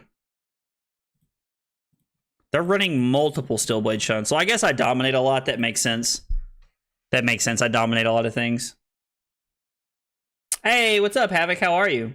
We're playing Azalea. So if you're a subscriber on Twitch or if you're a member on YouTube, in the Discord, if you have your YouTube or your Twitch linked to your Discord, in my server, you have like an entire list of like channels that other people don't have access to. Oh, we're super dead here. And in those channels, you get to vote on what I play every week. And everybody voted on me playing Azalea on Thursday. So here we are. We're playing Azalea. I'm 1-3. Not off to a very good start tonight. I have to say, like, the games are not going my way. Was afraid you were playing this at the Battle Hardened? Bro, no. No. Drew said he's an Azalea main now, bro. I mean, I do like Azalea. I think Azalea's a lot of fun. I'm just like, I don't own the cards for her. I never even owned Lexi's cards. I just borrowed all the cards for Lexi, so. But Brad said, if we're gonna talk about sequencing, I want Briar back. I think everybody loved Briar. We playing this again? I mean, I think again, like we're just like we want to go second, right? Like again, I don't know for sure, but I'm just gonna pick to go second. I don't know. So we don't want Rabbles here is what we decided, and we do want the sleep darts. I know we for sure want the sleep darts. For sure. Azalea is about as fun as a sore throat after a night with the boys. Bro, what? I enjoy Azalea. Like, I don't know. It's probably because I don't play a lot of Ranger. I just enjoy, like, the concept of, like, trying to figure out, like, the intricacies of her plays. I do enjoy playing Azalea. I think we want snaps in this matchup. I think it's correct to play snaps into... Do you suffer from sinuses? What do you mean, like do I have allergies? Is that what you're asking me, Havoc? Or is this, am I about to get got? Like, is this a D's Nuts joke off the top here? Just something I'm totally not ready for, fam? Do I want the drill shot or the remorseless? I want the remorseless, right? Like, whoa, whoa, whoa, whoa, whoa, whoa, whoa, whoa, whoa. Let's, oh no, you're being serious? Yes, I do have really bad allergies. I take an allergy pill every day. We have a very bad yellow snow. Oh, Jesus. Well, dude, thank you for the warning. I really appreciate that, man. Dude, Bob, thanks. I really appreciate that, man. Is there any spice I'm bringing? I don't know if I'd really call it spice, but I'm playing, I'm playing Victor. Like, I don't think there's any, oh, that's pretty good. I don't think there's anything really, like, crazy that I'm playing. So knowing that this is going to be for 8 because of the take game, do we just want to go ahead and pitch the drill shot? We should pitch the read and arsenal the drill shot, right? I think that's better because in terms of keeping pumps and arrows in our deck, we want to try and keep an even number here. Allergies nuts, bro. That's amazing. I think you just made that up, but that's still amazing, fam. I'm so here for it. Let's go, hot dog Azalea. Bro, y'all are wild. Y'all are wild. Y'all kill me, fam. Dude, y'all, I swear I love y'all, dude. Y'all kill me. Oh, I mean, it's pretty good, right? Like, we're just gonna Azalea this in. No reason to put an aim counter. We're just gonna play take aim. I mean, since this is 6 dominate, like, we're just gonna throw this, right? Because, I mean, like, they're Azalea, they don't have any D-reacts. I mean, I guess they could. Maybe they're playing D-reacts for the mirror. I don't know. Let's not take any chances. Let's just not take any chances. This deck's all reds with a few yellows. Bit of mustard. Bro, that's amazing. I've never heard somebody say that about Azalea before. Oh, that's awesome. And then we just get to throw this, right? Like, and if they no blocks...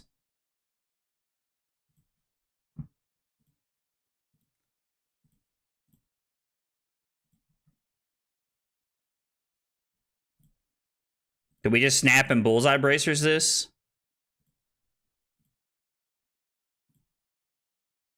Actually, we can just Codex of Frailty this. Or like we can just... Dude, this is so good. We're getting so much value here.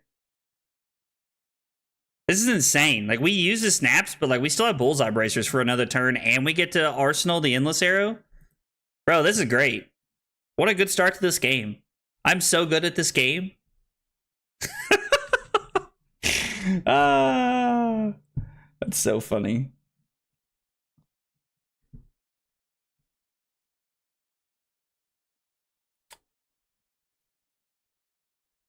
Briar's near and dear to me. Never playing the deck before. I took her to a CC Armory and 5-0'd, and she LL'd a month later. Dude, Brad, if that's your one experience with Briar, that's got to be a big satch for you. I do feel that. I mean, don't get me wrong. As someone who like just got dumpstered by Briar all the time, like thank God she's gone. But I get it. Like, you want to play a deck you really enjoy. I completely understand. I mean, we don't care about this, do we? Like, it's just... Yay! Like, we're up 25 points. I think we can afford to take a Blood Rod and an Endless Arrow here. We could have blocked Remorseless Seek and Destroy, but even then, if they have a Rainy Boy, we're just in bad trouble. I mean, if you actually don't have any allergies, bro, that is kind of crazy. Like, I am inclined to agree with Havoc here. That was crazy. Just rotate every hero printed before 2024 after this year? Bro, what? I don't know that anybody wants that, Drew. Unless it's you. You're that anybody. You're that somebody.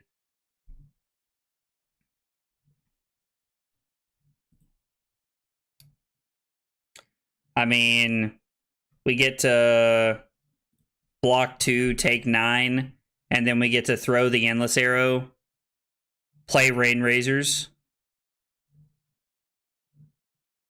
Probably just supposed to block 3, right?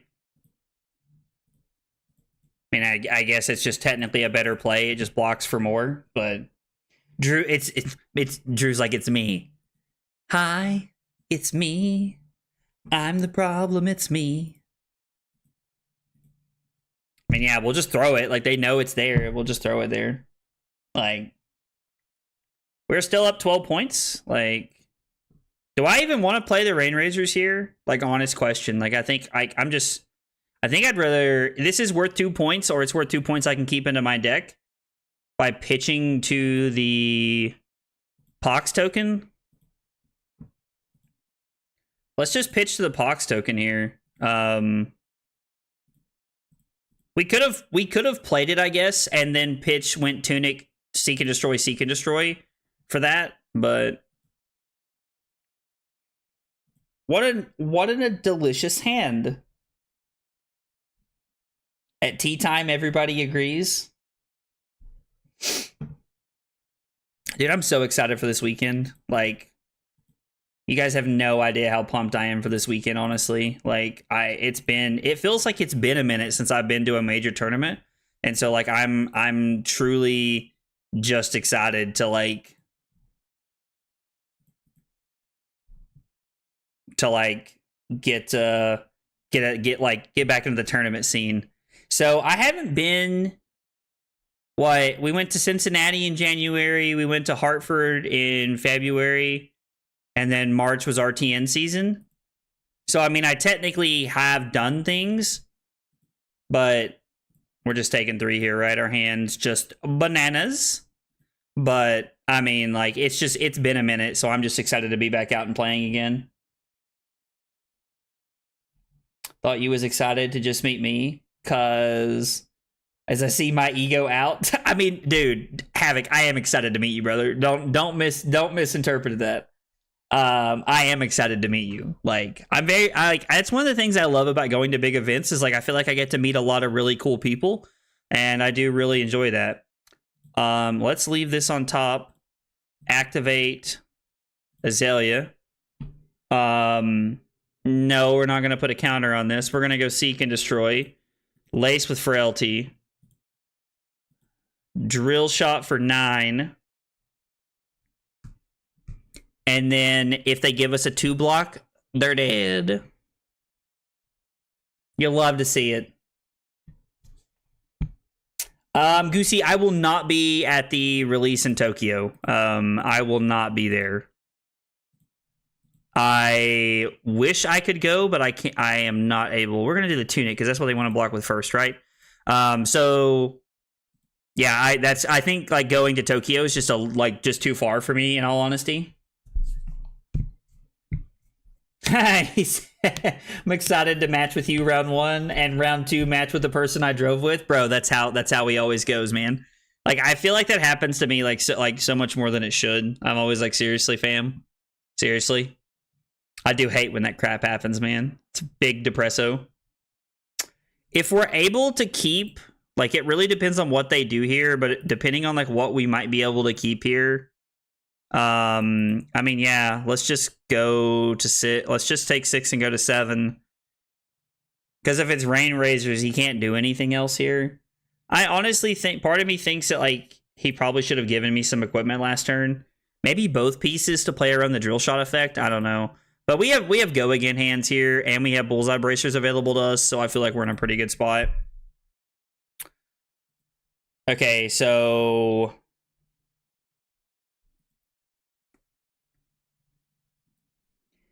if I block with Tunic and Cross Wrap here, I take 4, go to 3, and then my hand is Lace with Blood Rot. Or no, I'm sorry. It's Seek and Destroy. It's Premeditate. Premeditate into Bolton Shot for 6. Bullseye Bracers. Bolton Shot for 5, 8, 11. And I don't need Tunic or anything. Like, and there's no world where I'm gonna... There's no world where I'm just gonna die randomly. Just making sure there's not some, like, random spice where I'm just gonna die. My issue is I never get matched with my friends. Why would you want to get matched with your friends, bro? Like, actually, I'm, like, really curious. Till he meets me? No, Josh, I'm even excited to meet you, man. I'm excited, dude. I'm always excited to meet people. Like, always. Like, the only problem, like, one of the things that, like, I just kind of laughingly tell people is, like, yeah, they just conceded. Okay, yeah. So I think, like, one of the things I laughingly tell people is that, like, when you're at an event, and you see me, like, you have to come say hi to me, because I don't know what you guys look like. Like, you guys know what I look like from watching my videos or from watching my streams or stuff, but, like, I don't know what you guys look like, so I can't come up and say hi to you. And, like, I have had a couple people be like, oh, like, yeah, like, I didn't want to talk to you, or, like, I didn't want to, like, you know, like interrupt you. And I'm like, dude, interrupt me. Come say hi to me. Like, I promise you my friends will understand. Like, it is always cool. I got lucky with some cheapish flights. Good luck for this weekend. Dude, I really appreciate that, Goosey, man. And dude, if you're going to Tokyo, I hope you have a blast, brother. I hope that is exciting. I don't know where you're flying from, or like congrats on getting cheap flights, man. That's awesome. But I hope you have a blast, man. Hope you have a blast. Bullshit, here's a man saying he never watched my Christmas special. Occasionally I tell it myself. You were a little shorter than I expected, IRL. I don't know how to feel about that comment, Drew. I feel like I should be insulted. Like,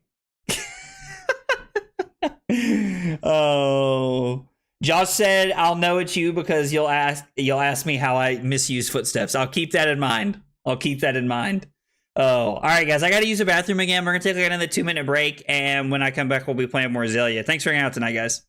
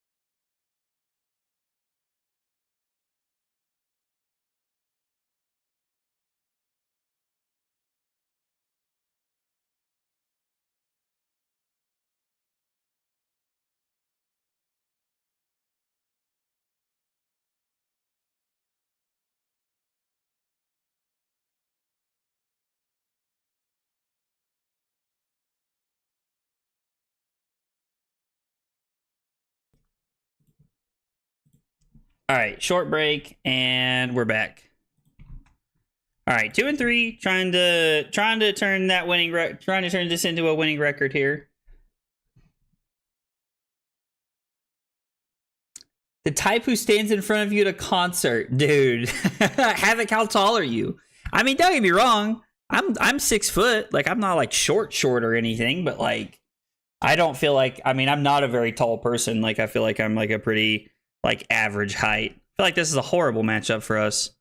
I don't know. I could be wrong. We just won everything here, right? Like against this deck, we like literally just won everything. Probably even the down and dirties.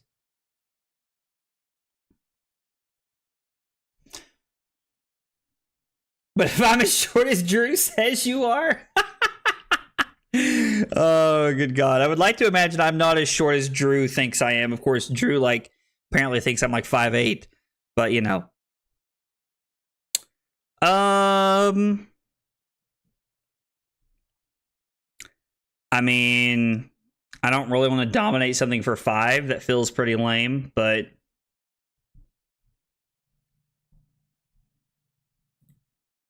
guess we'll just pass and Arsenal the down and dirty here. We could like load a sleep dart here and like try to find something else. I don't know. Like maybe I'm supposed to dominate there. Josh says he's under 5'8". Supposedly 6'4". Okay, yeah. So yeah, I was like, you're definitely taller than me, brother. That's for sure. Drew is like, I could be wrong, but I don't remember Drew being that much taller than me. Drew might just be out here sharing propaganda out here trying to get everybody. I don't remember how tall Drew is, honestly.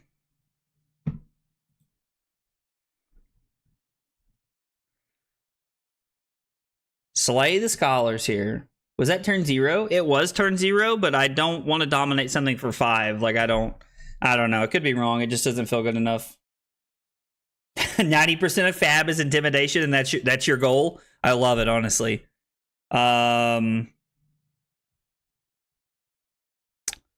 if we block with the down and dirty, and then we could block with the endless arrow.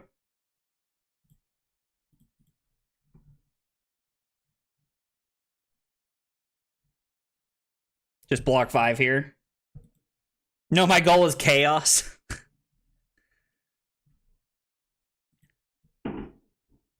What is this?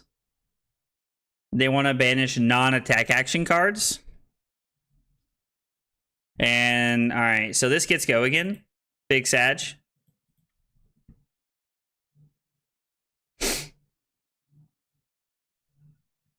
I mean, yeah, I understand, but, like, I just don't think that was, like, I do not think that playing Knock was for 5. Like, if we had one pump in hand, I would have played it, but I don't like playing it there. I mean, I guess with it being surgical, like, we're gonna have to block with 2 cards here. We can block 6 and Arsenal the Sleep Dart. Seems like a fine play.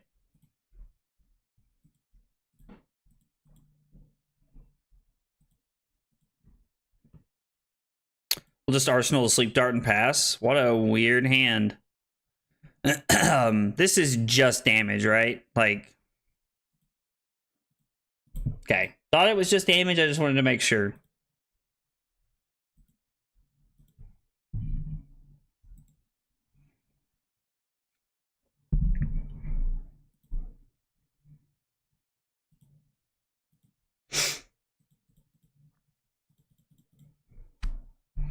This hand does not block effectively, so I think we're just gonna... I think we're just going to... I think we'll just take the Spider's Bite here and just see about blocking after this.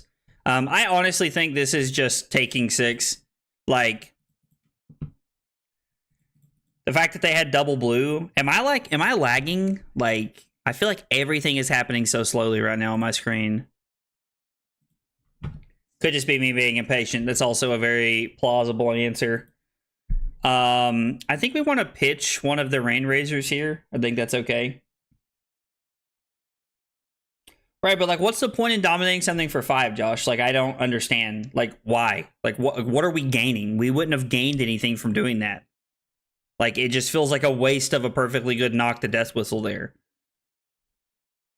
Oh, God, we've drawn into a lot of arrows.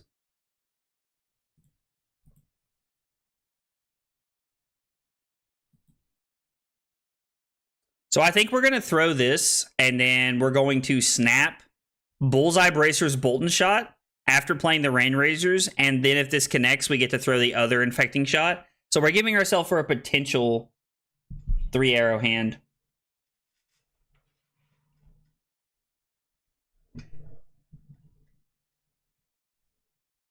Yeah, they probably do need to increase their server space. That's probably like something that needs to happen.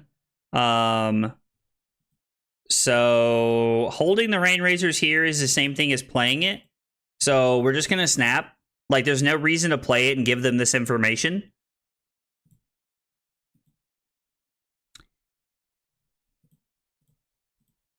And this is going to be for 4 go again. On hit, we get to reload.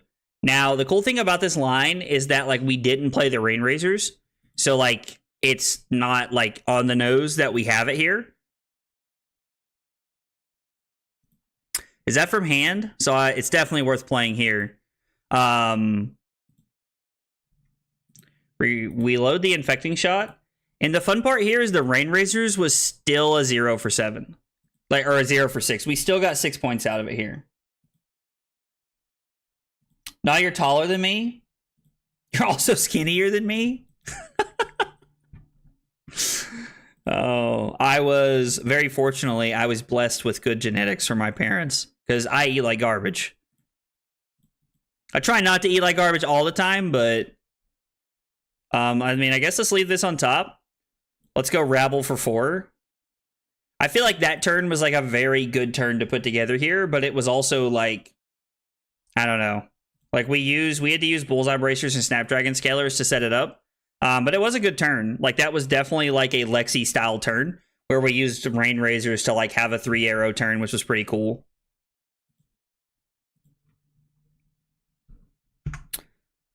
Thought I clicked OK already. Was like just going to make sure. I am lagging quite a bit here. I mean, this is already going to be for 8 because of Read the Glide Path. I mean, the Seek and Destroy is pretty good, right? Like, it's probably better to just, like, throw this for 11. I mean, we could also, like, Arsenal and set up, like, a pretty good thing here, like, and try to keep an arrow, in, like, a pump in our deck. I think let's throw this for 8. let's throw this for 8 and then set up the Seek and Destroy for next turn. Hopefully I don't get punished too hard by like a potential Command and Conquer or Shakedown or anything like that. Or I guess Shakedown isn't too scary. Like the concept of Shakedown isn't like very scary for them because like they're not Azuri. They don't have the ability to just like flash it in out of nowhere and be like, ha ha ha ha ha ha ha ha.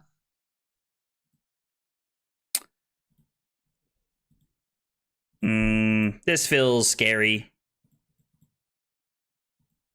Maybe I'm supposed to give Codex of Frailty there.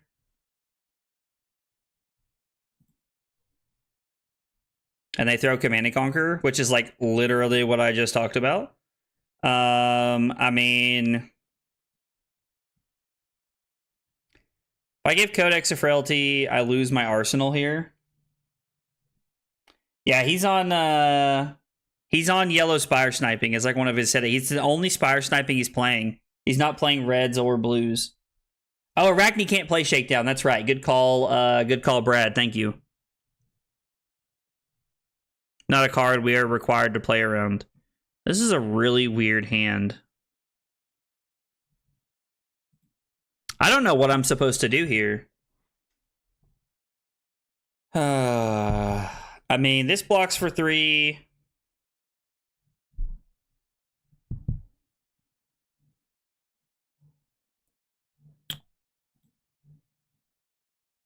I mean, we could just...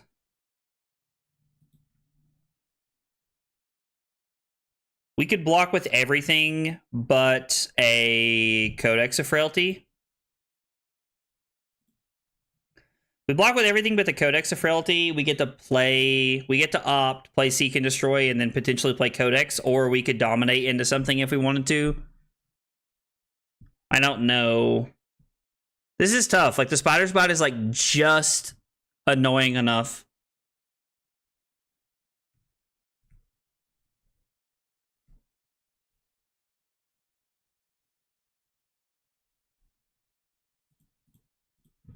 I just hate having to give 3 cards here.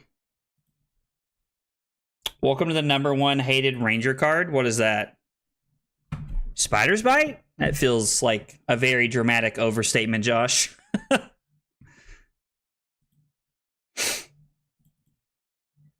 I mean, Spider's Bite is like extremely... Oh, CNC? Yeah, CNC is very good against Rangers for sure.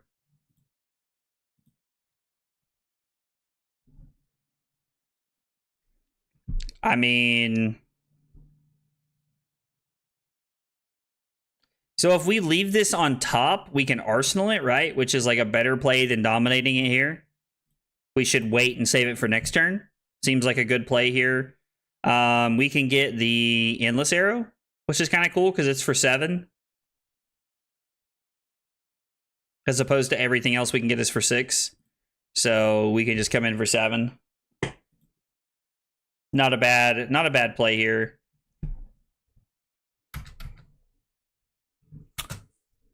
Okay, just like unmovable or something? No. They are taking 7, taking the Seek and Destroy, and taking the Frailty. Okay. I guess we'll Arsenal this in case they have another piece of disruption here, because it severely feels like they do.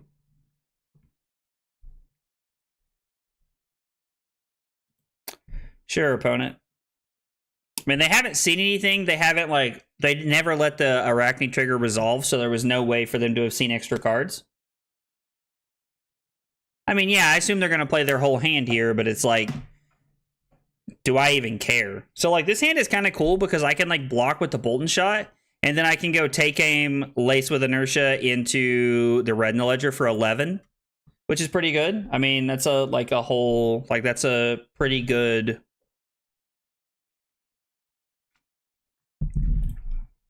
Pretty good turn. I mean, I'm pretty inclined to take 4 here, I think. I assume they're going to have a coercive tendency here as their plan. I mean, no, I really don't care now. Like, the plan was never to play the Endless Arrow. We literally arsenaled the Endless Arrow so that I wouldn't have to worry about something like this.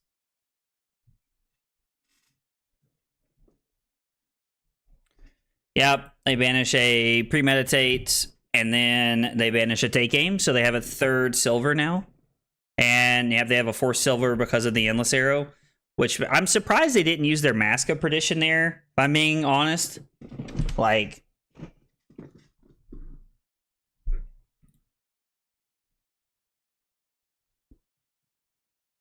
I think they have a shred in their hand and they wanted me to use it. They may have had like double coercive tendency there.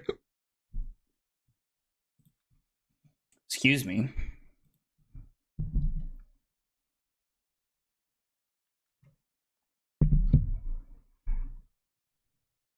Oh, they all get go again? That's pretty good. To, instead of take it, aim it in case you draw into another buff. So I was going to block with the bolt and shot was originally the plan here, but I do like the idea. Oh, I guess you're saying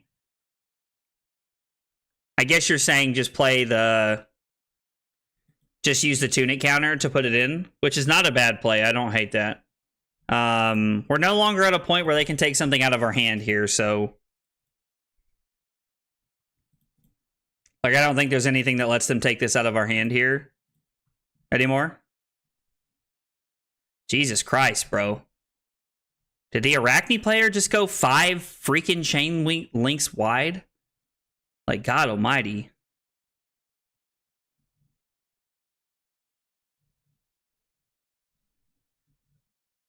What did they get? A leave no witnesses? Of course they did. So we're just gonna get a down and dirty.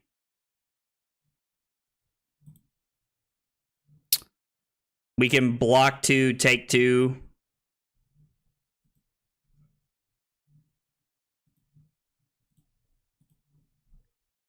Block 2, take 1 because of the frailty, I guess.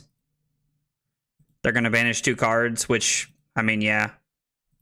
They technically should have done it earlier, because if they do it this way, they give me an opportunity to actually block this one out if I want to.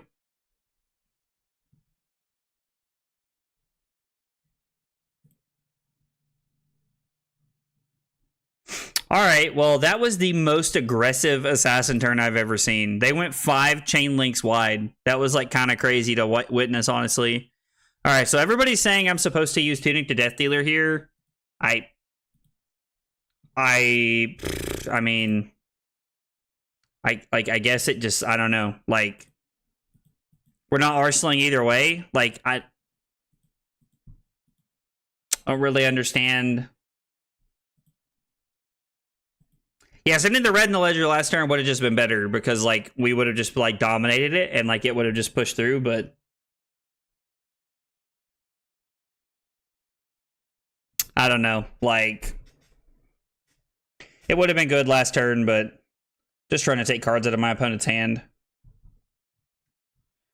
Also would have just been 5 dominate, which means they probably could have just given me Whispers and Tunic, and to stop it, to continue, they would have still been able to throw like 4 chain links at me, which is still kind of crazy to think about. Yep, that's fine. We're going to take 1 here.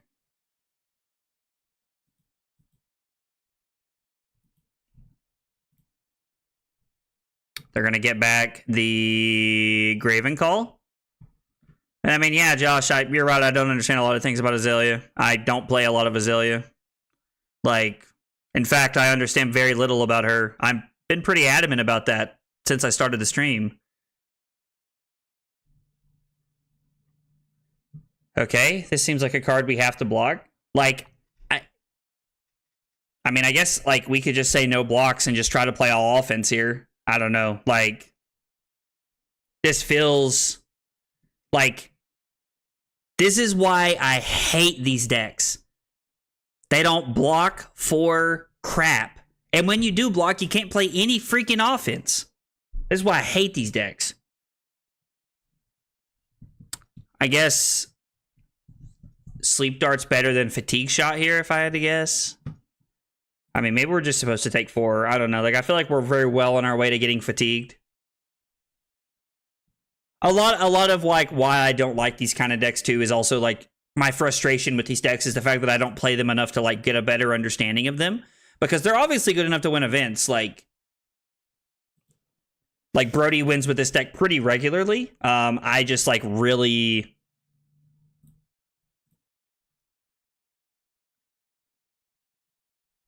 I guess it doesn't really matter, right? Like what we put on top or bottom. We're going to load. I mean, I would think that. I think the fatigue shot's better than the sleep dart here. I don't know. I could be wrong. Yeah, I mean, I'm pretty sure Brodie has played like a metric ton of this deck. Premeditate would beat this into 11.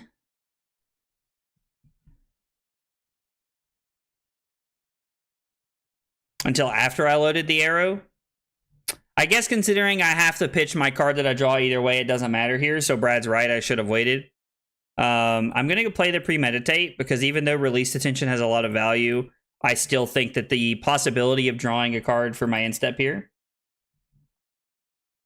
Yeah, no, it definitely would have been better to actually load with the Death Dealer and then play the opt card. In my head, I was like, oh, I want to opt here to see what I'm going to draw into, but I'm going to have to pitch whatever it is no matter what. So I get the option of like trying to dominate there, and that would have been a much better play. Well, the good news is that that's the last Command and Conquer.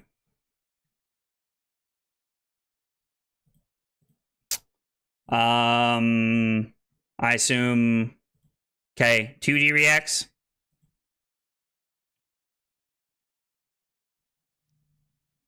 Don't really know why he blocked with the Mask of Perdition. Okay, he was never going to block it out. All right. I'm intrigued here.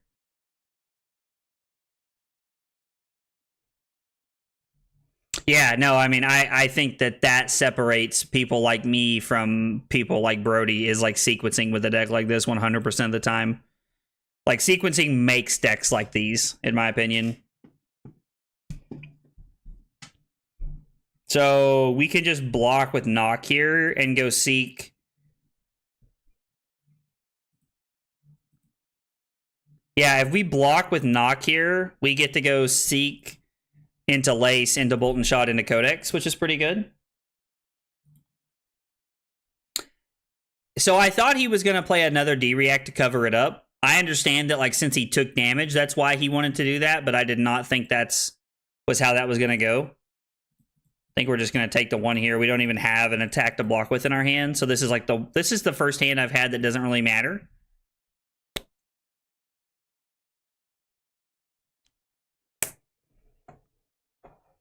I kind of laugh because like normally I welcome this matchup. Like Victor dumpsters all of the assassins. At least in my experience, he does. Okay. And this is going to be for 2, right?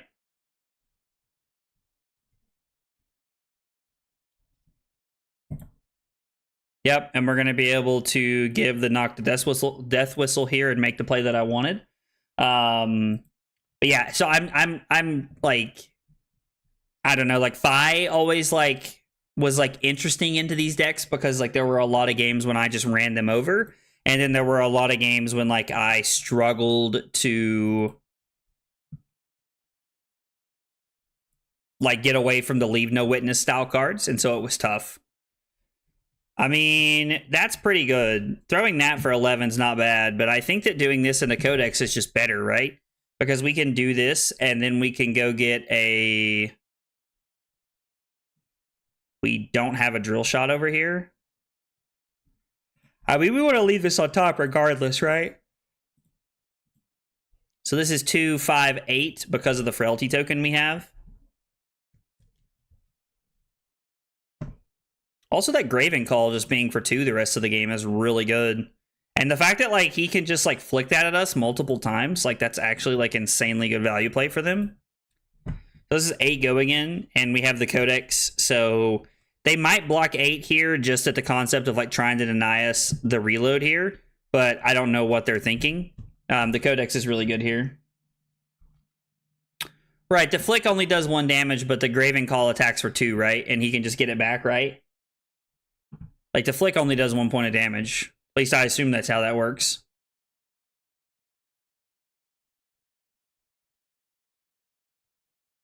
Do I not have any good 0 for 4s here?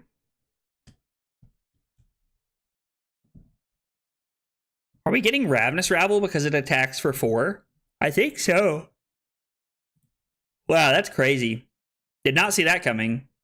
I mean, I guess it's for 3 regardless, but... Okay, yeah, so it's still just for 1. That's good to know. I appreciate it, guys.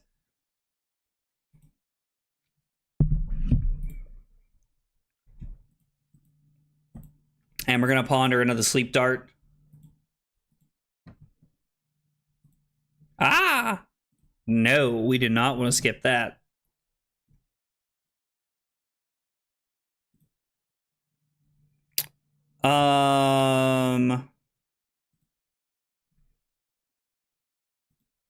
So we can block Amplifying Arrow and Down and Dirty to block 5 here. Seems like a pretty good line of play for us. The deck is fun. I imagine that it's a lot more fun in the hands of someone that's better with it than I am. Like Brodie always, like, I'm always like really impressed to watch Brodie play decks like this because he always makes it look so impressive, and like I feel like I'm always struggling with decisions. So I think we're gonna leave this on top. We're going to play Lace with Bloodrot, and then we're going to Tunic into Sleep Dart for 8. We could have activated Azalea, played the release, played the Lace, and then Tunicked into Bolt and Shot to Arsenal a card, but I think I would rather Arsenal the Bolt and Shot. Drew, I would really like to know why you hate Azalea so much. Like, I'm genuinely curious to know why you hate Azalea so much, brother.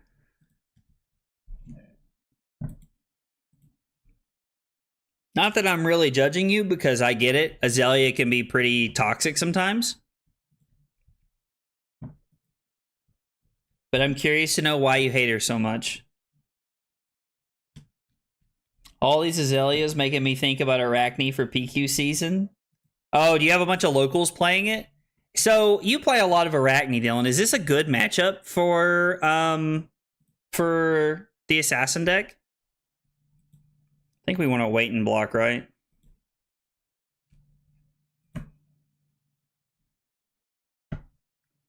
You have no cards in your arsenal. I mean, so technically we could throw, if we kept every card in our hand here, we could play our pumps, throw 10, and then we could reload in the Down and Dirty, and then throw 6 more at our opponent here.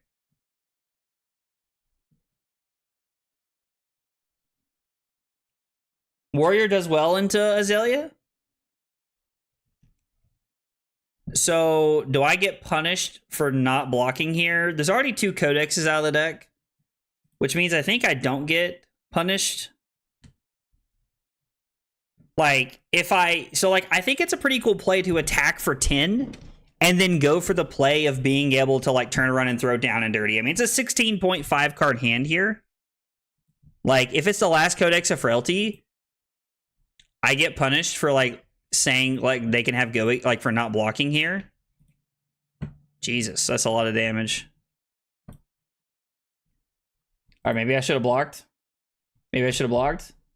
Say it's like 60-40 for Arachne, but you can just high roll. I mean, that's fair. Azalea does just get the ability to high roll sometimes.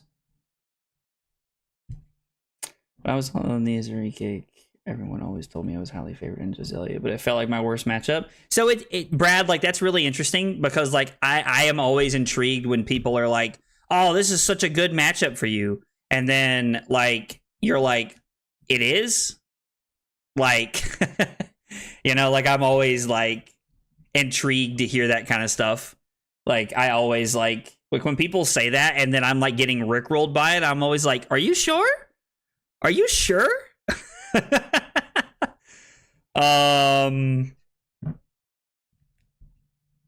I mean, we can leave this on top, right? Like, I think this is fine.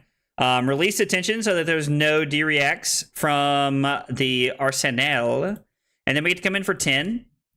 And the fun part is that even if our opponent takes like just a couple of points here, like if they block 2 cards and take 4, we get to throw that down and dirty, which is like heckin' fun. She can still has the win button. I mean, yeah, that's very true. I feel like this is a bad matchup, but Arachne loves more. So you think that the difference in this matchup is like being able to like control the top of your opponent's deck, Havoc? I mean, that could definitely be like the case for sure. All right, they just had the D-react in hand. Like, we pretty much played, like, I mean, we took 3 cards of their hand, which is pretty good, but I mean, I guess I can still just throw this, right? Like, it doesn't even, like, I'm so in the Ranger mindset that I'm like, oh, this has to reload. And it's like, it doesn't. It doesn't, Zach. You can just throw it.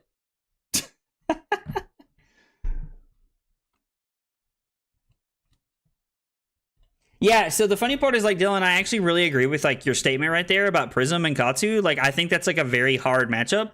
I think that Fi does better into her than Katsu does. At least in my experience, that's always been the case. So I actually wholeheartedly agree with you there, man. Wholeheartedly agree with you there.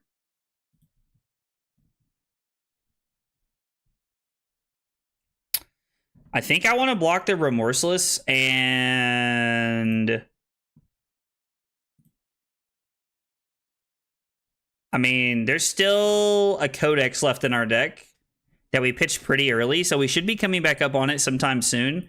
So if I block Remorseless and Tunic, I can go Spire Sniping the Bolt and Shot, read to opt, and then maybe dominate something to try and end the game here. I don't know. All right. Is he just on the throw Graven Call at me plan? Am I dead? Oh no, I'm not dead. But man, is it close. I'm dead next turn, right? We don't do something here and now, I am dead next turn. Load that Bolt and Shot. Let's read the glide path here. I mean, 7 dominates pretty good, right? Like, we just need to try and close the game out here. And we can do Piercing 1.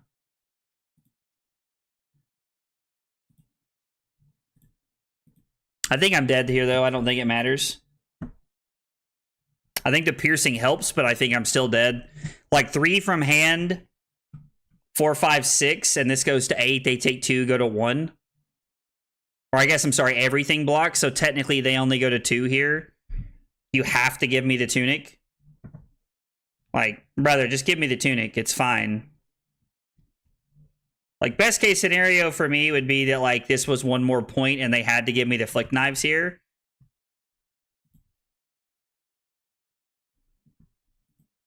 Is this a respite?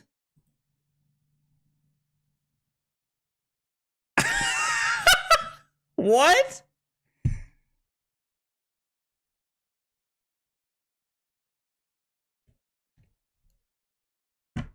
All right, well, we're just gonna say good game and go our way. We should not, like, that. If I was testing Azalea, that would go down as a loss. Would someone like to tell me what just happened right there?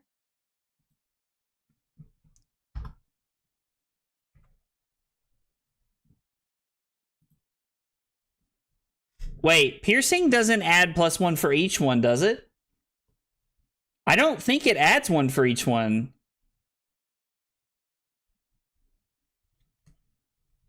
Every time he blocks with equipment, you go up 1, so he has to be taking 3. Dylan, are you 100% sure on that, brother? Are you 100% sure on that? Because I don't think that's how that works, man.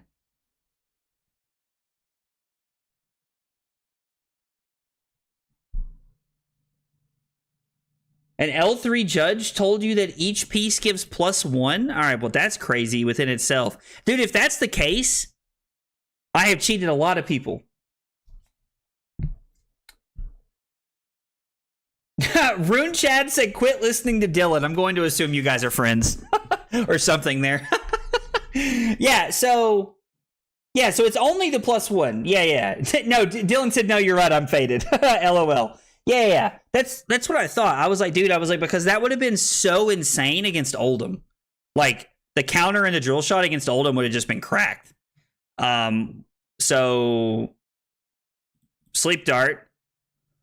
I assume we don't want Remorseless.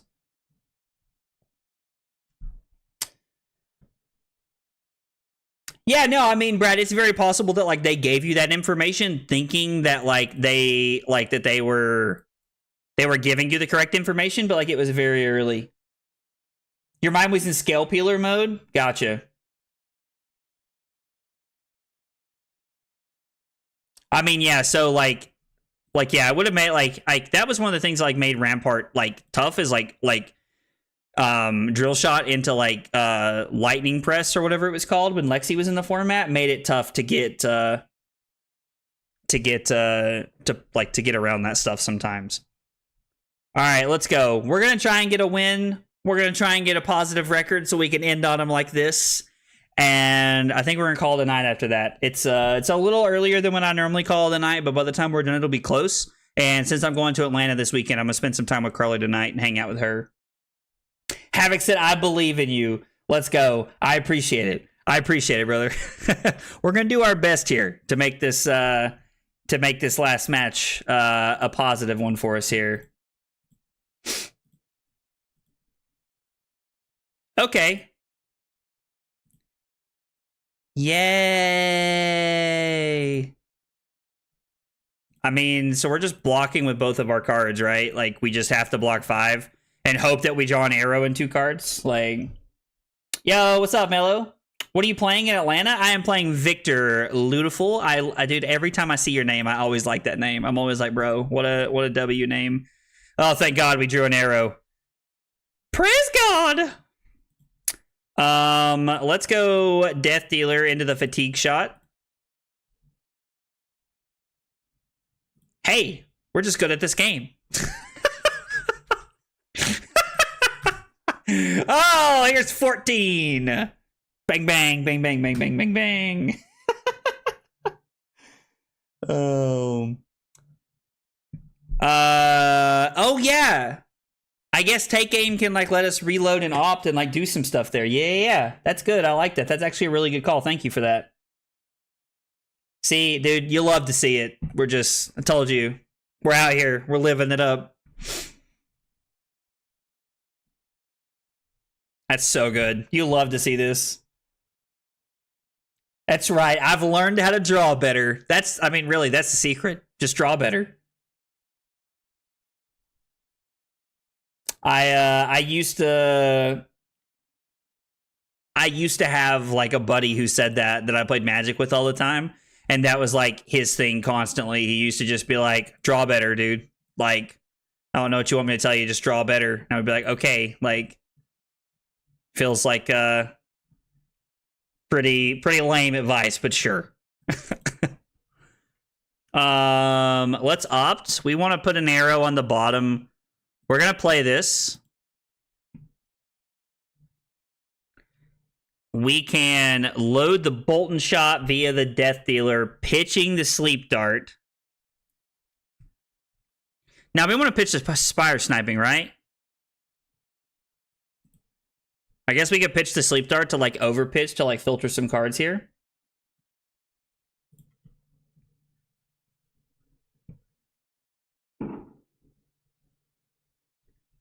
I mean, I kind of just want to play this because it's for 10, and it's like, it's a pretty strong Bolton shot there. Pretty strong Bolton shot.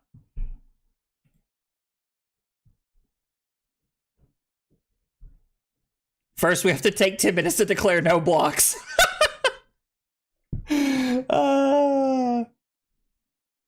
Dude, 18 with 3 on hits is dumb, bro. I do agree that this is a good way to get out Scowling. Like, if he's going to let this hit, either one of our arrows is good. But I do also hear what you're saying, Brad, that, like, it's much better for... Ludiful, for us to, like, play this hand a different way. And then to have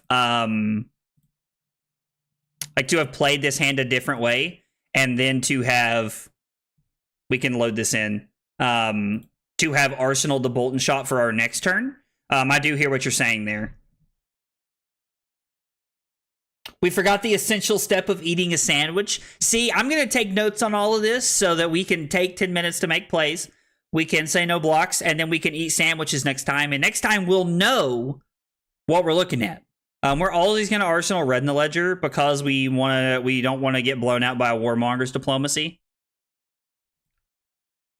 How many cards did they get? Unmovable, agile wind up, so they got 2 health. He said, dang, how can I forget the sandwich? No cheese. No cheese. Okay, I did not know that. Double ham. Double ham sandwiches around for everybody, it sounds like. I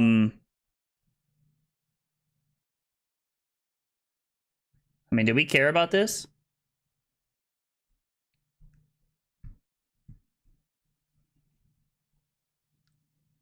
Said I can go to Publix tomorrow. So if we take 6, we have the ability to just like throw this for 11 with the Rain Razors and then Arsenal the Sleep Dart. I mean, I think that seems like a pretty good play, right? Like, I mean, 6 with no on hit is very who cares, right? I mean, if we don't have enough buffs, it can, but like, I really don't want to get caught with my pants down, like, you know, like looking at a hand of like, you know, like with no arrows or by a Warmonger's diplomacy or something like that. I would rather have an arrow and no buffs and all buffs and no arrows, I think. Like, I mean, yeah, no, there's no I think because you can't do anything otherwise. We're going to bottom this. We're going to go Lace with Inertia. I love that we already have Fleshbag out. Like, this is fantastic. Like, the fact that we've already gotten rid of this, like, I just feel like that meme when he's like, it's free real estate. Like, that's how I feel right now. The question is, do I want to play?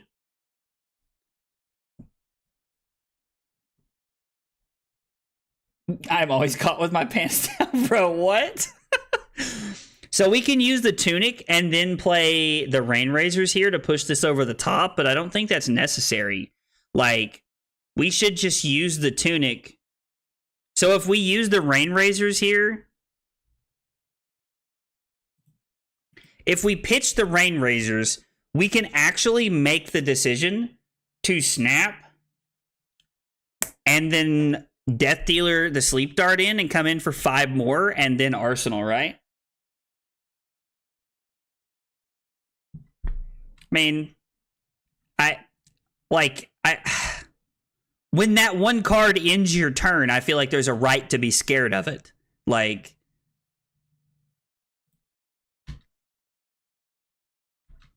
the Fate Foreseen? All right, that's fine.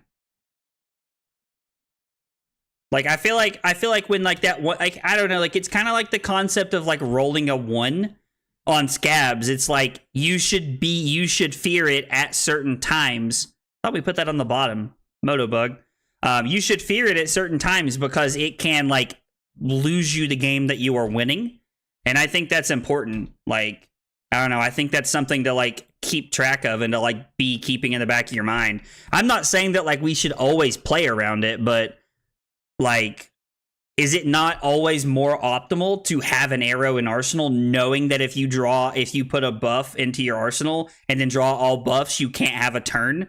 Or a Warmonger shuts your turn down? Like, does that not help with that here?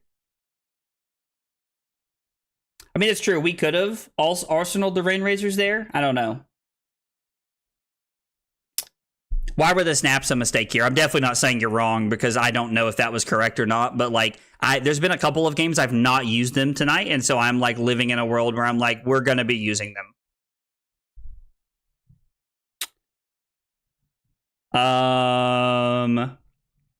So let's go top.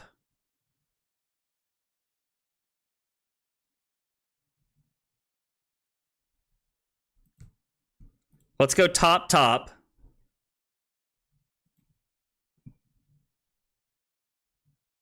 We're going to leave this on top. We're going to activate Azalea. We're going to play Reed.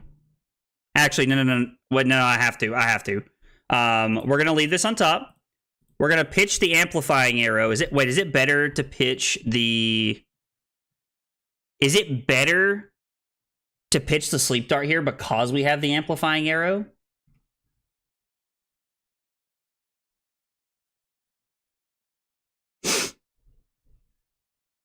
I mean, this feels like a pretty good amplifying arrow target.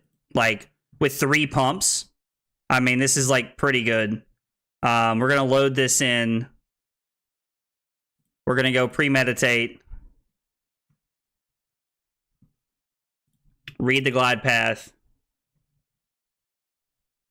Let's leave that on top because we're going to play the knock to get a thing, to get an arrow next turn. Is only better when you have 4 pumps. So amplifying arrow was the same thing as sleep dart for 14. Okay, so it's only better when you have 4 pumps. That's good to know. I did not know that. It's good to know.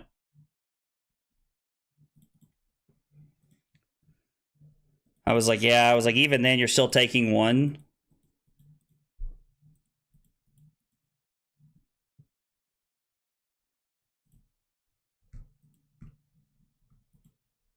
We're going to Arsenal to knock the Death Whistle here, even if we draw into the Lace with Frailty.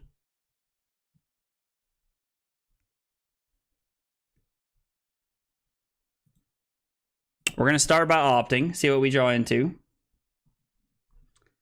I mean, I like this. I like this play quite a bit. Let's leave this on top. Let's dominate this. We don't care about the aim counter. Play Lace with Frailty. Attack for 7. We can pitch the amplifying arrow to load the next Bolton shot, and then if we draw a pump, we get to go Bolton shot into Codex of Frailty here, which is pretty good. I think this is a pretty good turn.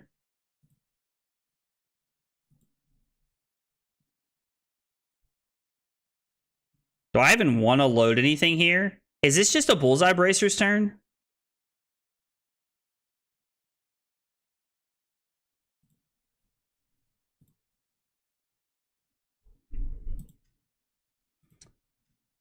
Like, if we Bullseye Bracers, we're guaranteed.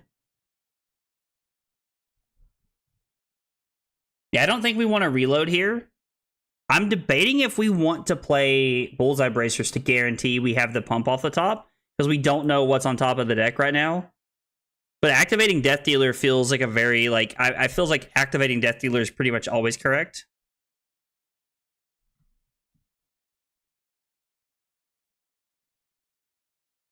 I mean, let's save this for another turn. Let's hope we get a little lucky off the top here. I think let's save the Bolton shot for another turn. I mean, that's not great.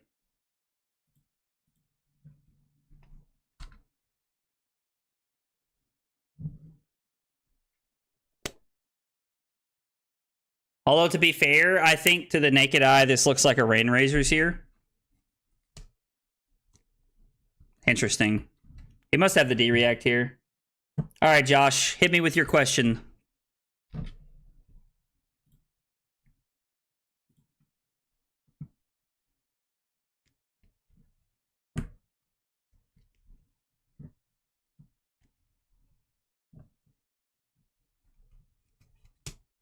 To the naked guy. Did I say naked guy instead of naked eye? You know how it is. You know how it is. Naked guys, naked eyes. Yeah, you know. They're interchangeable, man. They're, what's the word I'm looking for here? It feels incorrect to give up Codex of Frailty here. I think we're supposed to block here. Probably just going to be a wind up here. No, it's literally just a claw. All right. Why not use knock that last turn? I mean, I guess we could have. Like, to just, like, get on top what we wanted. Let's go bottom here. Let's go play knock. Take a shot for every here. Are you talking about every time I say the word here? Is that something I'm saying pretty often? Somebody told me the other night I say the word like a lot as a filler, not feeler.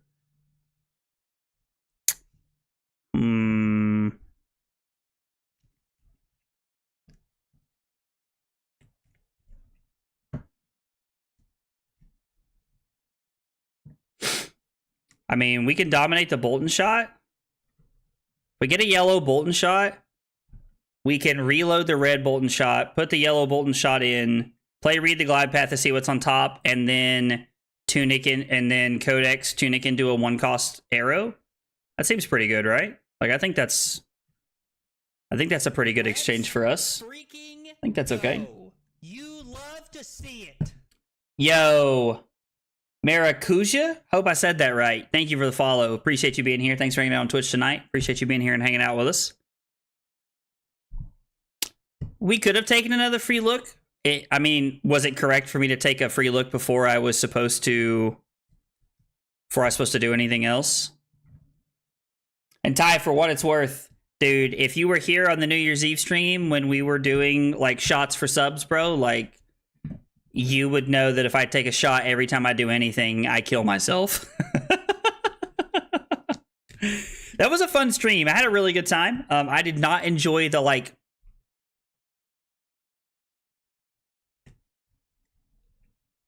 Seems fine, right? I did not enjoy the like 4 hours following it because I spent all night throwing up, but it was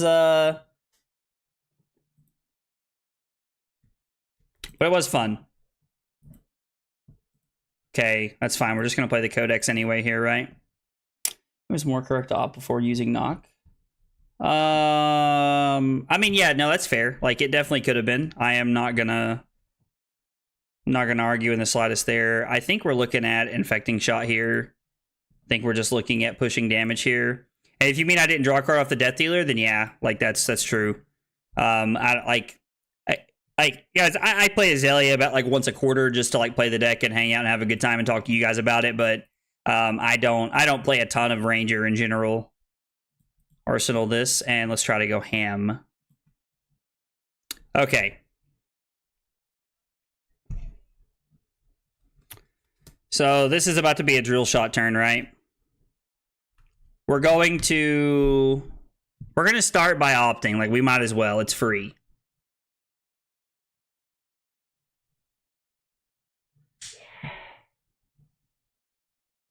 Something just happened in the hockey game Crowley's watching. If we leave this on top,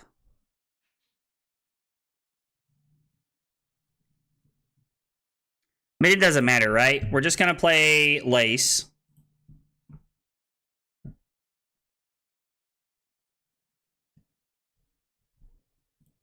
We're going to play Seek and Destroy.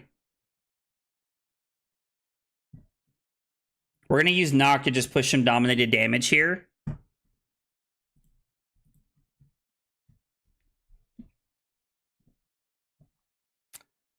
So we want to get a drill shot here, I think. Or is the Endless Arrow just better to get back? Endless Arrow is just better to get back here, right?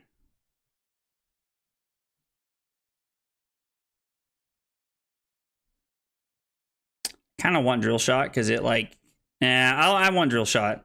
We'll reload the amplifying arrow. We will do this to push this through. I think we should. So this is going to be 10, and then we can pay for the aim counter here. Now let's Arsenal the Rain Razors. I think that's a good Arsenal target, actually.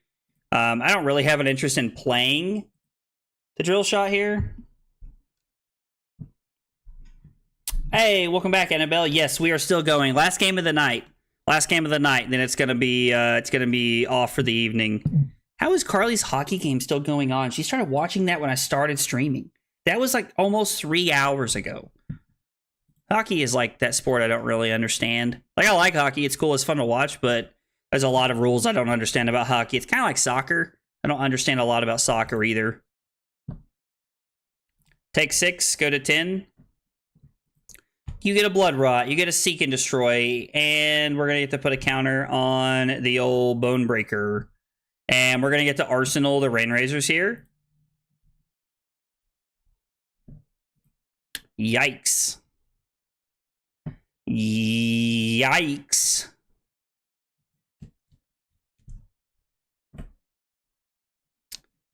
Yeah, I mean, it seems like the guy's trying to fatigue me. Like, he's just blocking everything. Like, and he is up like 12 cards right now, so. I have been told by a few people that, like losing to fatigue is a real thing. So if I block 3, I am taking 10 regardless. So there is absolutely zero reason for me to ever block here. I should just take 10.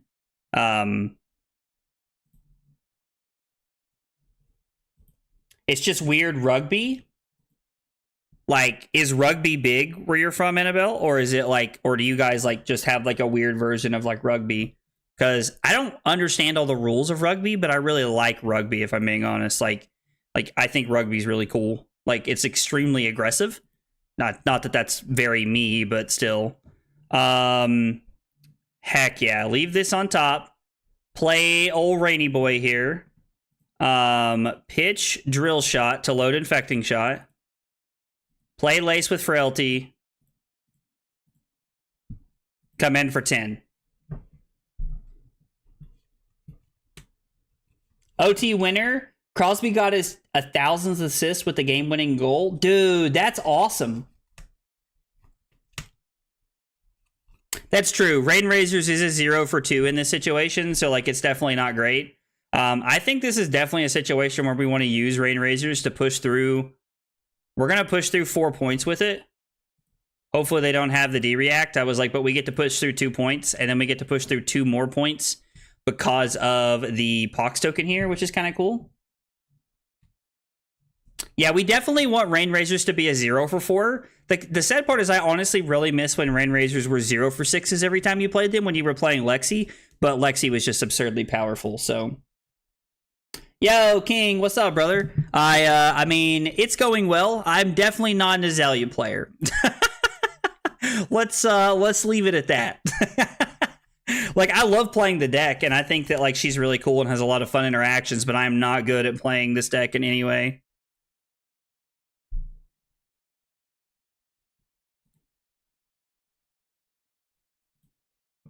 This hand feels very meh. Like for when you're playing live. I mean, Sam, if you wanted, dude, we could like hop on Discord one day and I could like show you what it's like or something like that. I mean, like it's like it's kind of complicated at first, but it's really not complicated if I'm being honest. So, this is an interesting hand here. My record looks a lot worse than it should be. What do you mean, Mello? Lexi was a lot of fun, Annabelle. So my first thought here is to use Codex to play Death Dealer, to activate Death Dealer, and then see if we find a pump and then maybe knock something into play. I think we should just start with drawing a card here. Feels like the best thing that we can be doing here. Maybe we just blind Azalea. Nah, we're just supposed to like dominate like an Infecting Shot here, right? Like we have an Infecting Shot left in our deck. Like we have a red one. We can give it the counter and everything from here because we just have an abundance of resources. YOLO Azalea, let's go. Dude, that's the most excited I've seen Ludiful all night. I think we want to do this, and then we're going to activate. We are going to pay. Yes. And then we are going to pitch the Retina Ledger to come in for 6 Dominite. So short of a D-React here, like, they can't cover this up. An Embarrassment of Riches? I don't know about that. Yeah, no, man. I'd be more than happy to show it to you, Sam. Like, buddy, absolutely, man. Like, I'm all about it. Like, I thoroughly, like, if somebody is, like, looking to, like, like get into streaming, like especially like Flesh and Blood, or like looking to get into like I don't know, like content creation in any way, I am always more than happy to help in any way that I can. And I know you're just wanting to like record your games, but I'm still happy to help because I want people to be able to like be a part of the community and to be able to like use tools at their disposal. Oh no, he goes back to 30, big Sag. I assume we're going to be pitching cards here to pay for the Pox token. So let's get a little optage going here. Want to go back to streaming Fab and CFV? I don't know. Oh, Card Fight Vanguard, is that what that is? And yeah, Havoc, I completely agree, man. Like, it is 100% the attitude that, like, I think everybody needs to have. Like, I think you need to have that attitude of, like, we want other people in the community to be streaming. And I think there's a lot of, like, I don't know, like there's a lot of interesting takes where people like don't want other people to keep to be streaming, and I don't really understand because like I always want people to be streaming. Like if you're thinking about like getting into the game or something, like I want you to we're going to pitch this, I think. Like I want you to like if you're like I want more people making content. And like I know a lot of people, like some people are like, oh, I don't know, like it's competition and all this other stuff. And it's like, yeah, it is. Like I hear you. Like it is competition, and like it is something for, you know, like for it is. There's a possibility that someone comes along and makes better content than I do, and like I lose views because of it, or like less people come and hang out. But like I really want more people like in the space. I want more people playing the game. I want more people making content. I just like the game is so amazing. The community of Flesh and Blood is like so amazing that I want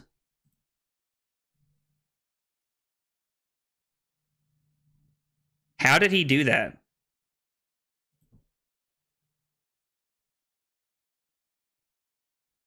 Oh, okay, it falls off. I see. Yeah. I was very confused. I was like, how is that even legal? I was like, how is that legal? But okay. I was really confused there for like a hot second when I was looking at that. Yeah, so it doesn't resolve, thank God, because that was like stressing me out. That was like really stressing me out for a hot minute.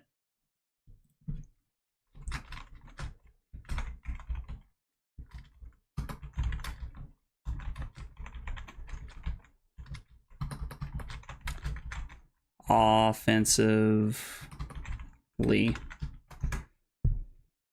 Oh, all right. Well, I mean, hey, we take the wins, though.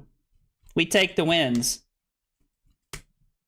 I want Agroblaze to hype me up like he does Fab before my PQ season. Dude, James, how could somebody not be scared to play you? Let's just talk about James for a second. We're talking about the, like, brother of Robert from Second Cycle Gaming. And we've all seen Robert play. We all know Robert's good. I mean, how could you not be terrified of James? James, number one on the field and number one in your heart. How was that, James? How was that, James? Oh, man. No, forget Robert. James is the best, bro. I think that's exactly the kind of energy James is looking for right there. Oh, man, that's awesome. Yeah, let's clip that and everybody send it to Robert. Just everybody send it to Robert. That's hilarious, bro. I love that. Oh, man. If you guys want updates in the Discord, I'm more than happy to talk about my weekend and how it's going in the Discord. Absolutely. Like, more than happy to. Like, I love to... Absolutely. More than happy to do that. Guys, thanks so much for hanging out tonight. I really appreciate you guys being here. If you're new to the channel and you like the content, you know, I'd really appreciate if you hit that follow or subscribe button wherever you're hanging out at. Really mean a lot. It goes a long way in helping me out in the channel. Also, if you really like everybody in the chat and you like to talk to more of them, you can hit !Discord any platform you're on and join our Discord and kind of hang out. I think we're up to like 130, 125 members. Like, there's quite a bit of people in there tomorrow. Or I read a message at tomorrow, and there's quite a bit of people in there. So some pretty fun people, good people to bounce ideas off of for deck building and, like, you know, just kind of testing and things like that. So if you're looking to like expand your testing or playing group a little bit, you can consider that. All right, guys, thanks so much for hanging out. I really appreciate it. If you guys are going to be in Atlanta this weekend, come say hi to me. I'll be wearing this red headband all weekend, and I'll have a red jersey on, except on Friday. I don't wear the jersey on Friday. That's only on Saturday. Thanks for hanging out, guys. If you're not playing in Atlanta, I hope you guys have a good weekend. Take it easy, guys.